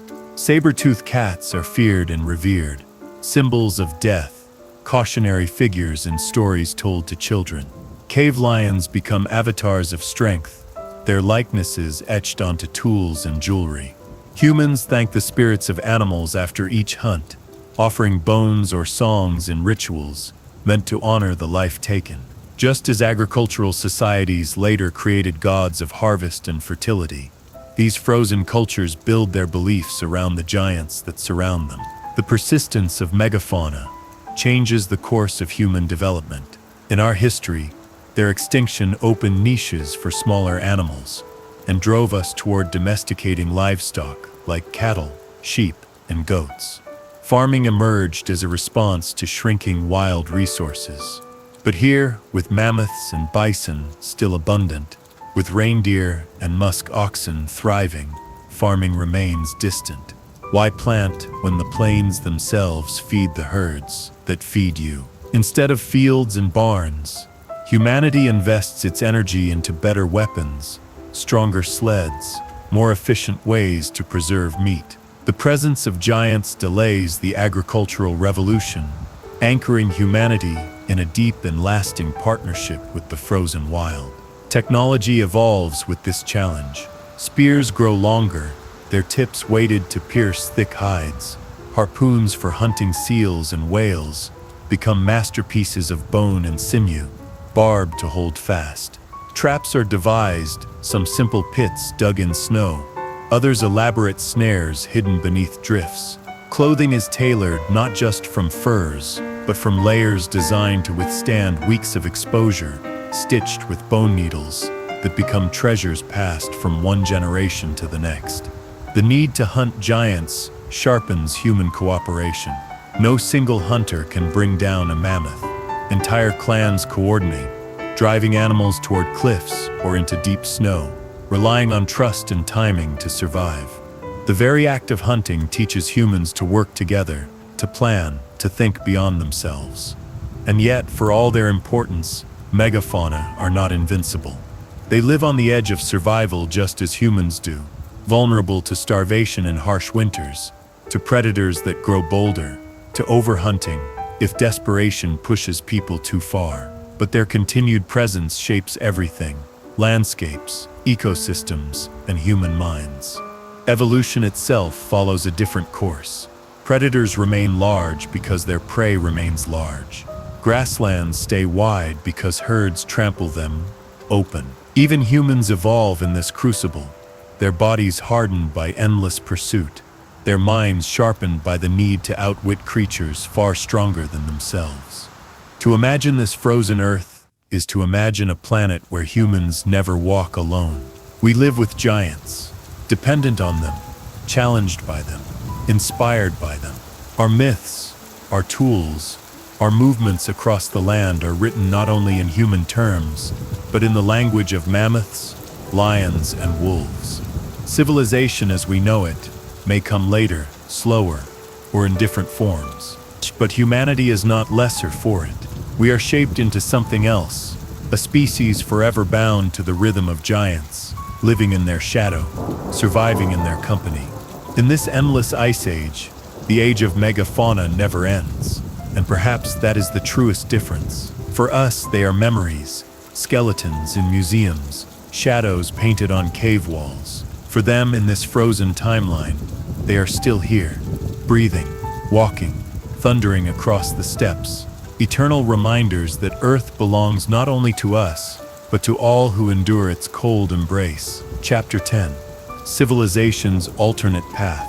Civilization, in our history, was born from warmth. The end of the last ice age softened the land, thawed the rivers, and gave us the fertile valleys where agriculture could take root. Wheat grew in Mesopotamia, rice in the Yangtze, maize in the Americas. Surplus food allowed some people to farm, while others became builders, priests, rulers, and inventors. Cities grew, trade expanded, and human history, as we know it, unfolded. But on an Earth where the Ice Age never ended, none of this would happen in the same way. The path of civilization bends in a different direction, guided not by farming but by survival in the cold. Picture human groups thousands of years after the great glaciers locked the planet into their grip. They are not plowing fields or storing grain in stone granaries. They are still hunters and gatherers, but with centuries of refinement. They know the migrations of mammoths and reindeer with exquisite accuracy, passing down the timing of herds in chants and stories. They have perfected the craft of clothing, layering hides and furs into garments that can last entire seasons. They carve bone tools with precision, building sleds that glide across snow, harpoons that pierce whale flesh, and snowshoes that spread their weight across drifts. Knowledge here is not stored in books, but in bodies, memories, and traditions, each person carrying the survival of their people in their mind. Instead of vast kingdoms, the world is a patchwork of clans and tribes, each tethered to their environment. Along the coasts, people live in icy settlements, warmed by whale oil lamps, their lives tied to the frozen seas. Inland, groups follow herds across wide tundras, moving their camps with the rhythm of animals. Near volcanic valleys, communities dig into the earth, carving underground chambers warmed by geothermal heat. Each group adapts to its own fragment of the frozen planet, and because glaciers divide them, they rarely meet. Humanity's story becomes one of separation and diversity, 1,000 ways of life evolving side by side, rarely merging. Yet even without farming, humans find ways to build larger communities. Shared rituals around fire become unifying moments. When several clans gather for a great hunt, they celebrate together afterward with feasts, songs, and exchanges of goods. These gatherings are the seeds of politics. Leaders emerge not by ruling over land, but by commanding respect, by knowing the paths of herds, the patterns of ice, the places where warmth can be found. Leadership is not inherited through bloodlines, but earned through wisdom, memory, and the ability to keep others alive. Trade does exist, though it looks different from our history. Instead of caravans carrying silk and spices across deserts, there are long journeys over ice, sleds pulled by reindeer or dogs. Whale oil, furs, carved ivory, dried fish, and obsidian are exchanged between groups. But without the anchor of permanent cities, this trade is fragile, dependent on weather and migration. A blizzard can erase the path between two communities for months. An unlucky year of hunting can wipe out an entire trade network. Wealth, in this world, is measured not in gold, but in survival. The thickness of your furs, the fullness of your food stores, the strength of your dogs and sleds. Religion, too, follows this alternate path. In our world, farming cultures created gods of harvest, rain, and fertility. They built temples to oversee cycles of planting and reaping. In this frozen world, people instead worship fire, animals, and the hidden warmth of the earth. Spirits are seen in mammoths and wolves, in auroras that ripple across the night sky, in the steam that rises from volcanic vents. Fire is treated as a sacred being, guarded and fed like a member of the clan. Every hunt becomes a ritual, with offerings made to the spirit of the animal. People believe they live not above the natural world, but within it, their survival dependent on balance and respect. The arts of this world are shaped by ice, where we built temples of stone and painted on plaster walls. They carve stories into mammoth tusks, etch patterns on bone tools, and paint with charcoal and ochre on the walls of caves. Music is made with drums of hide stretched over bone, flutes carved from reindeer antler, songs carried on the wind. Dances around the fire retell myths of giants, hunters, and spirits of the storm. Beauty here is not monumental, but intimate, carried in objects, songs, and the fleeting glow of firelight. Over time, some groups experiment with settlement, especially where warmth is more constant. Around geothermal springs, clusters of shelters grow into permanent villages. Underground tunnels expand into sprawling warrens. In these rare places, humans taste something closer to civilization as we know it. Not fields of grain, but networks of trade and community anchored to warmth. Yet they remain vulnerable. A storm, a disease, or the collapse of a herd's migration can undo years of growth in a single season. Permanence is never guaranteed, and still, progress continues. Even without agriculture, humans innovate. Metal is discovered in small amounts, perhaps first from meteorites or exposed ore in rocky outcrops. Hunters learn that iron cuts deeper than bone, that bronze resists the cold better than stone.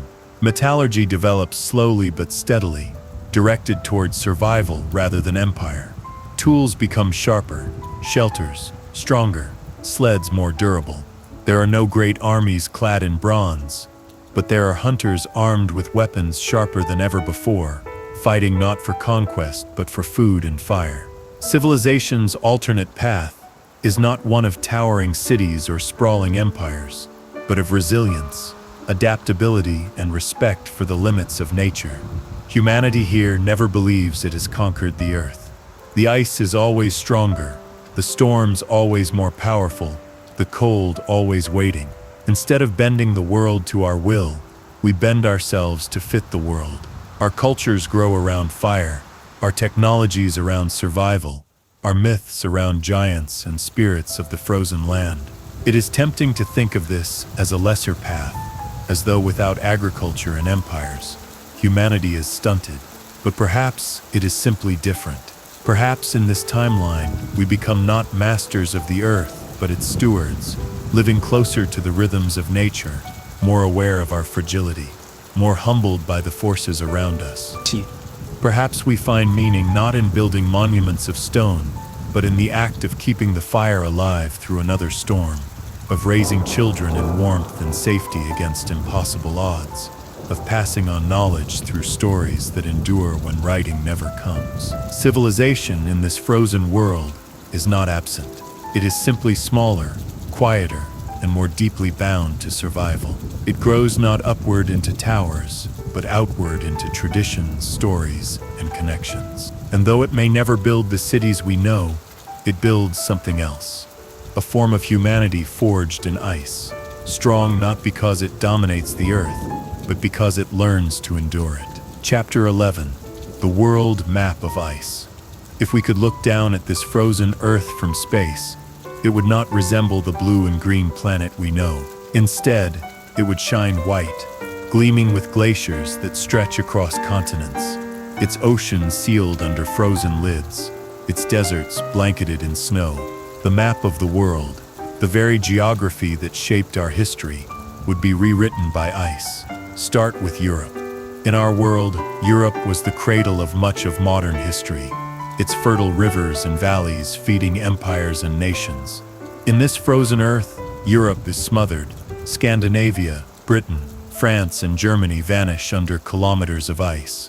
Only the southern fringes remain habitable, small pockets in Spain, Italy, and the Balkans, where the Mediterranean still breathes faint warmth into the land. Here, narrow coasts may host small communities, clinging to survival between mountains of ice and the restless sea. Rome, Paris, London, cities that once defined civilizations, never rise, buried forever beneath frozen plains. Asia is carved into extremes. Siberia becomes an endless expanse of glaciers, merging with Europe's frozen shield. The steppes remain vast but treeless, dominated by mammoth herds and reindeer migrations. China's fertile heartlands, where rice once flourished, lie locked in permafrost, their rivers slowed into icy veins. Only near the southern coasts does life hold on, in narrow bands where monsoons still bring warmth and rain. The Himalayas, already formidable, tower over glaciers that stretch into the lowlands, their peaks glittering against pale skies. Southeast Asia fuses with Australia in a frozen landmass, the seas that once separated them drained by low sea levels. This region, warmer than most, becomes one of the rare havens of diversity, where tropical life clings to survival, surrounded by oceans locked in chains. Africa, too, is transformed.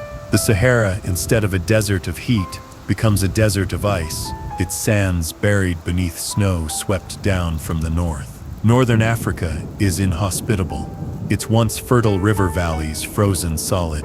But further south, the continent holds one of the planet's last great refuges. Equatorial Africa remains warmer, though not untouched. Rainforests shrink, grasslands narrow, but life still thrives here in pockets, creating sanctuaries where humans, animals, and plants continue to flourish. The Rift Valley, rich in geothermal energy, becomes a hub of survival, its hot springs feeding small communities surrounded by wilderness. The Americas are equally reshaped. North America is split in two by ice sheets that bury Canada and much of the northern United States. The Great Plains become frozen steppes, home to mammoths, bison, and dire wolves. Only the far south remains more forgiving. The Mississippi and Rio Grande valleys, instead of fertile farming regions, are icy floodplains feeding into frozen coasts. South America fares somewhat better. The Amazon rainforest shrinks into fragments, but does not vanish, providing one of the last major green lungs of the planet. The Andes grow heavier with glaciers, their valleys filling with ice rivers that flow toward the sea. Patagonia expands northward, its ice sheets advancing like frozen armies. Yet between the equator and the southern glaciers, life persists in strips of forest and savanna, fragile but enduring. Australia, normally a continent of deserts, becomes something else entirely. With sea levels lower, it fuses with Southeast Asia, forming a vast landmass connected to what was once Indonesia. Its interior, though dry, is cooler, covered in grasses and scrub, adapted to endless winter. Kangaroos, wombats, and other marsupials roam further, their habitats stretching across what were once seas. This region may even serve as a migration hub, a rare bridge of life between continents in a frozen world. Antarctica, instead of being distant and isolated, grows larger. With sea levels low, more of its continental shelf is exposed, fused to ice sheets that spread outward into the Southern Ocean. It is less a continent and more a white empire, dominating the south, a fortress of glaciers that expands with each storm. No human lives here, no animals cross its vastness, but its presence shapes global winds and currents, its icy breath reaching across the planet.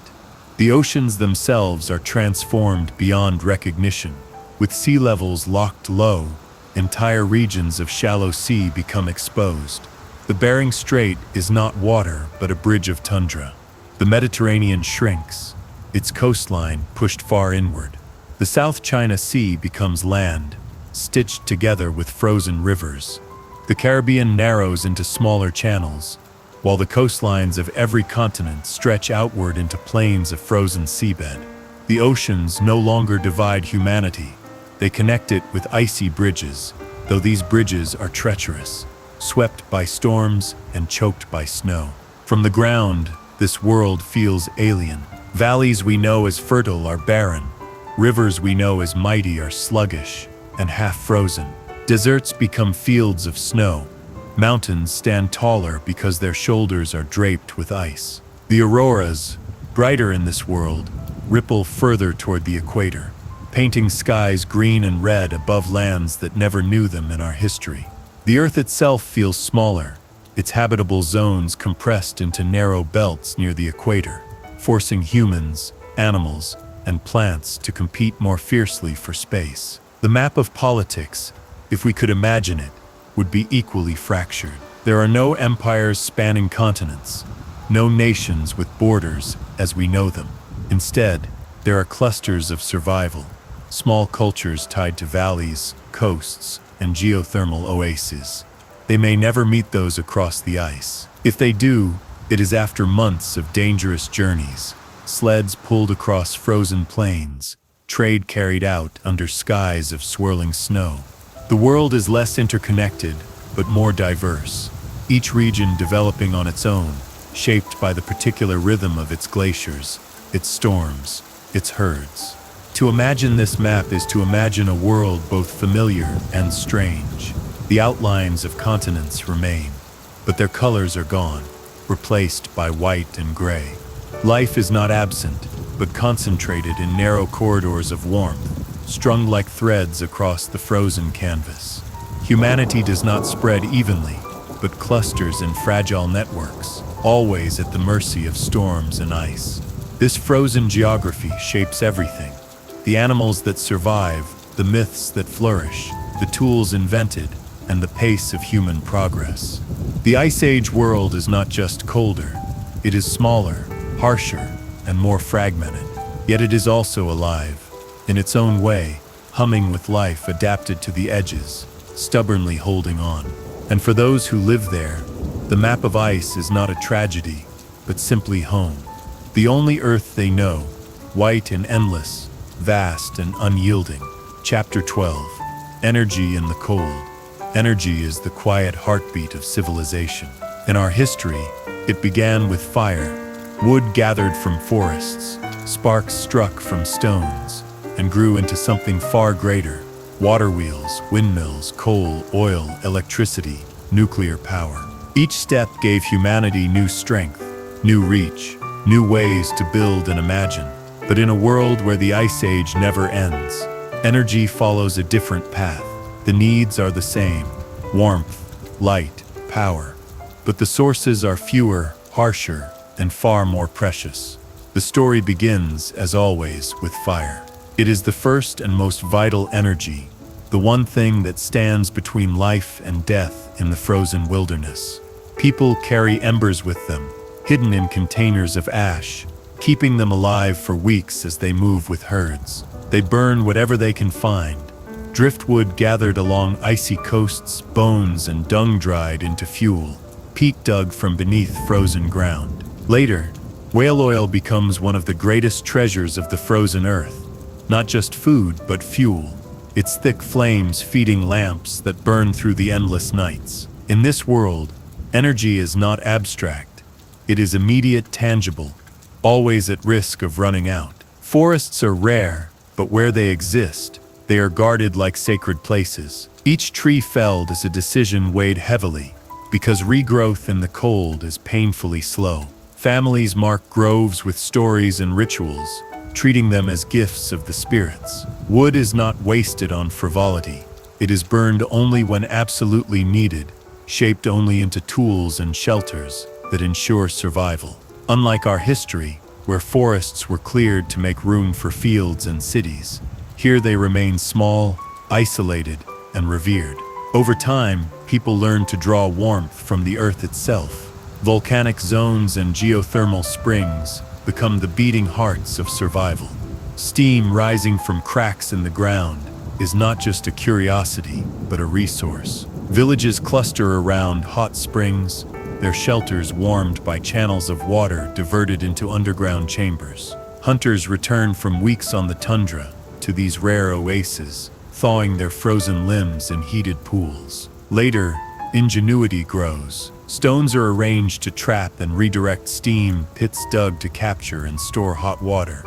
Even crude systems built to channel warmth into living spaces. It is not electricity, not yet, but it is a kind of power, the earth itself, feeding life against the ice. Whale oil and animal fat extend human reach further. Lamps burn through storms, allowing work and ritual to continue long after the sun has set. Camps glow with golden light beneath aurora-filled skies, the flames flickering against walls of ice and bone. As techniques improve, people discover ways to refine these fuels, mixing them with moss or fiber to create longer-lasting wicks. Each improvement stretches energy a little further, offering a fragile sense of abundance in a world of scarcity. The wind and water, so central to our own history, are less generous here. Rivers run shallow, their surfaces frozen for most of the year. Mills are impractical when ice chokes every current. The wind, though ever present, is bitter and dangerous. Yet even here, possibilities exist. Sails made from hides catch gusts across frozen plains, pulling sleds faster than dogs alone. Primitive wind harnesses may be built to grind small amounts of grain or sharpen tools, though they remain rare in a world where farming is nearly absent. Still, humans experiment, because every new way to save fuel, every spark of efficiency, is precious. As centuries pass, the frozen world pushes humans to think differently about energy. Where we expanded outward, consuming forests, coal, and oil with little hesitation, these people learn restraint. They know that wasting fuel can mean death in winter. They learn to preserve heat, to insulate shelters with snow and hides, to design dwellings that trap warmth with minimal loss. Energy here is not abundance but conservation, not luxury but necessity. This discipline shapes not only technology but culture itself. Stories remind children of the dangers of greed. Myths honor the spirits of fire and fat, and rituals ensure that every drop of oil, every scrap of wood, is used wisely. Eventually, as knowledge deepens, humans in this frozen earth may stumble toward more advanced forms of power. Metalworking arrives slowly, but when it does, it allows hotter fires, sturdier containers, and new possibilities. Ovens lined with stone reach higher temperatures, smelting small amounts of copper, bronze, and later iron. With each step, fire becomes more controlled, more powerful, not just for warmth and cooking, but for crafting stronger tools. Unlike our history, where metallurgy fueled armies and empires, here it remains tied to survival. Better spears, sharper needles, sturdier sleds. Yet in its own way, this too is progress. It is tempting to imagine that even electricity could one day emerge. Geothermal vents could, with enough experimentation, be harnessed to turn wheels, to heat water, to create steam engines. The knowledge would come slowly, scattered across isolated communities, but the principle remains the same. The earth itself holds energy, and humans, endlessly curious, will always find ways to use it. Even without cities or empires, even without vast networks of trade, the seed of innovation is never extinguished. The difference lies not in what is discovered, but in how it is valued. On our Earth, energy became the foundation of industry, consumed in staggering quantities to build machines, factories, and global networks. In this frozen world, energy remains sacred, each use weighed against survival. The flicker of a lamp in a snow hut is as meaningful here as the glow of a city skyline is in our history. The warmth of a geothermal spring is as powerful here as the hum of a nuclear plant is for us. The scale is smaller, but the importance is no less profound. Imagine standing in one of these settlements on a frozen night. Outside, the wind screams, ice cracks, and predators roam the plains. But inside, a lamp burns steadily, fueled by whale oil, its flame dancing on walls of snow. Around it, people gather, sharing warmth, food, and stories. The fire is not just energy, it is life itself, the thread connecting generations. It is the reason they survive another day, another season, another year, in a world that offers no mercy. The alternate path of energy in this endless ice age is a path of humility. Humanity learns not to dominate the forces of the planet, but to partner with them, carefully, cautiously, always aware of their limits. The pursuit of power does not lead to skyscrapers and engines, but to survival and community, to the steady, careful use of fire, fat, and the earth's hidden warmth. Civilization here may never glow with electric light, but it glows with something else. The quiet brilliance of endurance, of energy cherished as the most precious gift of all.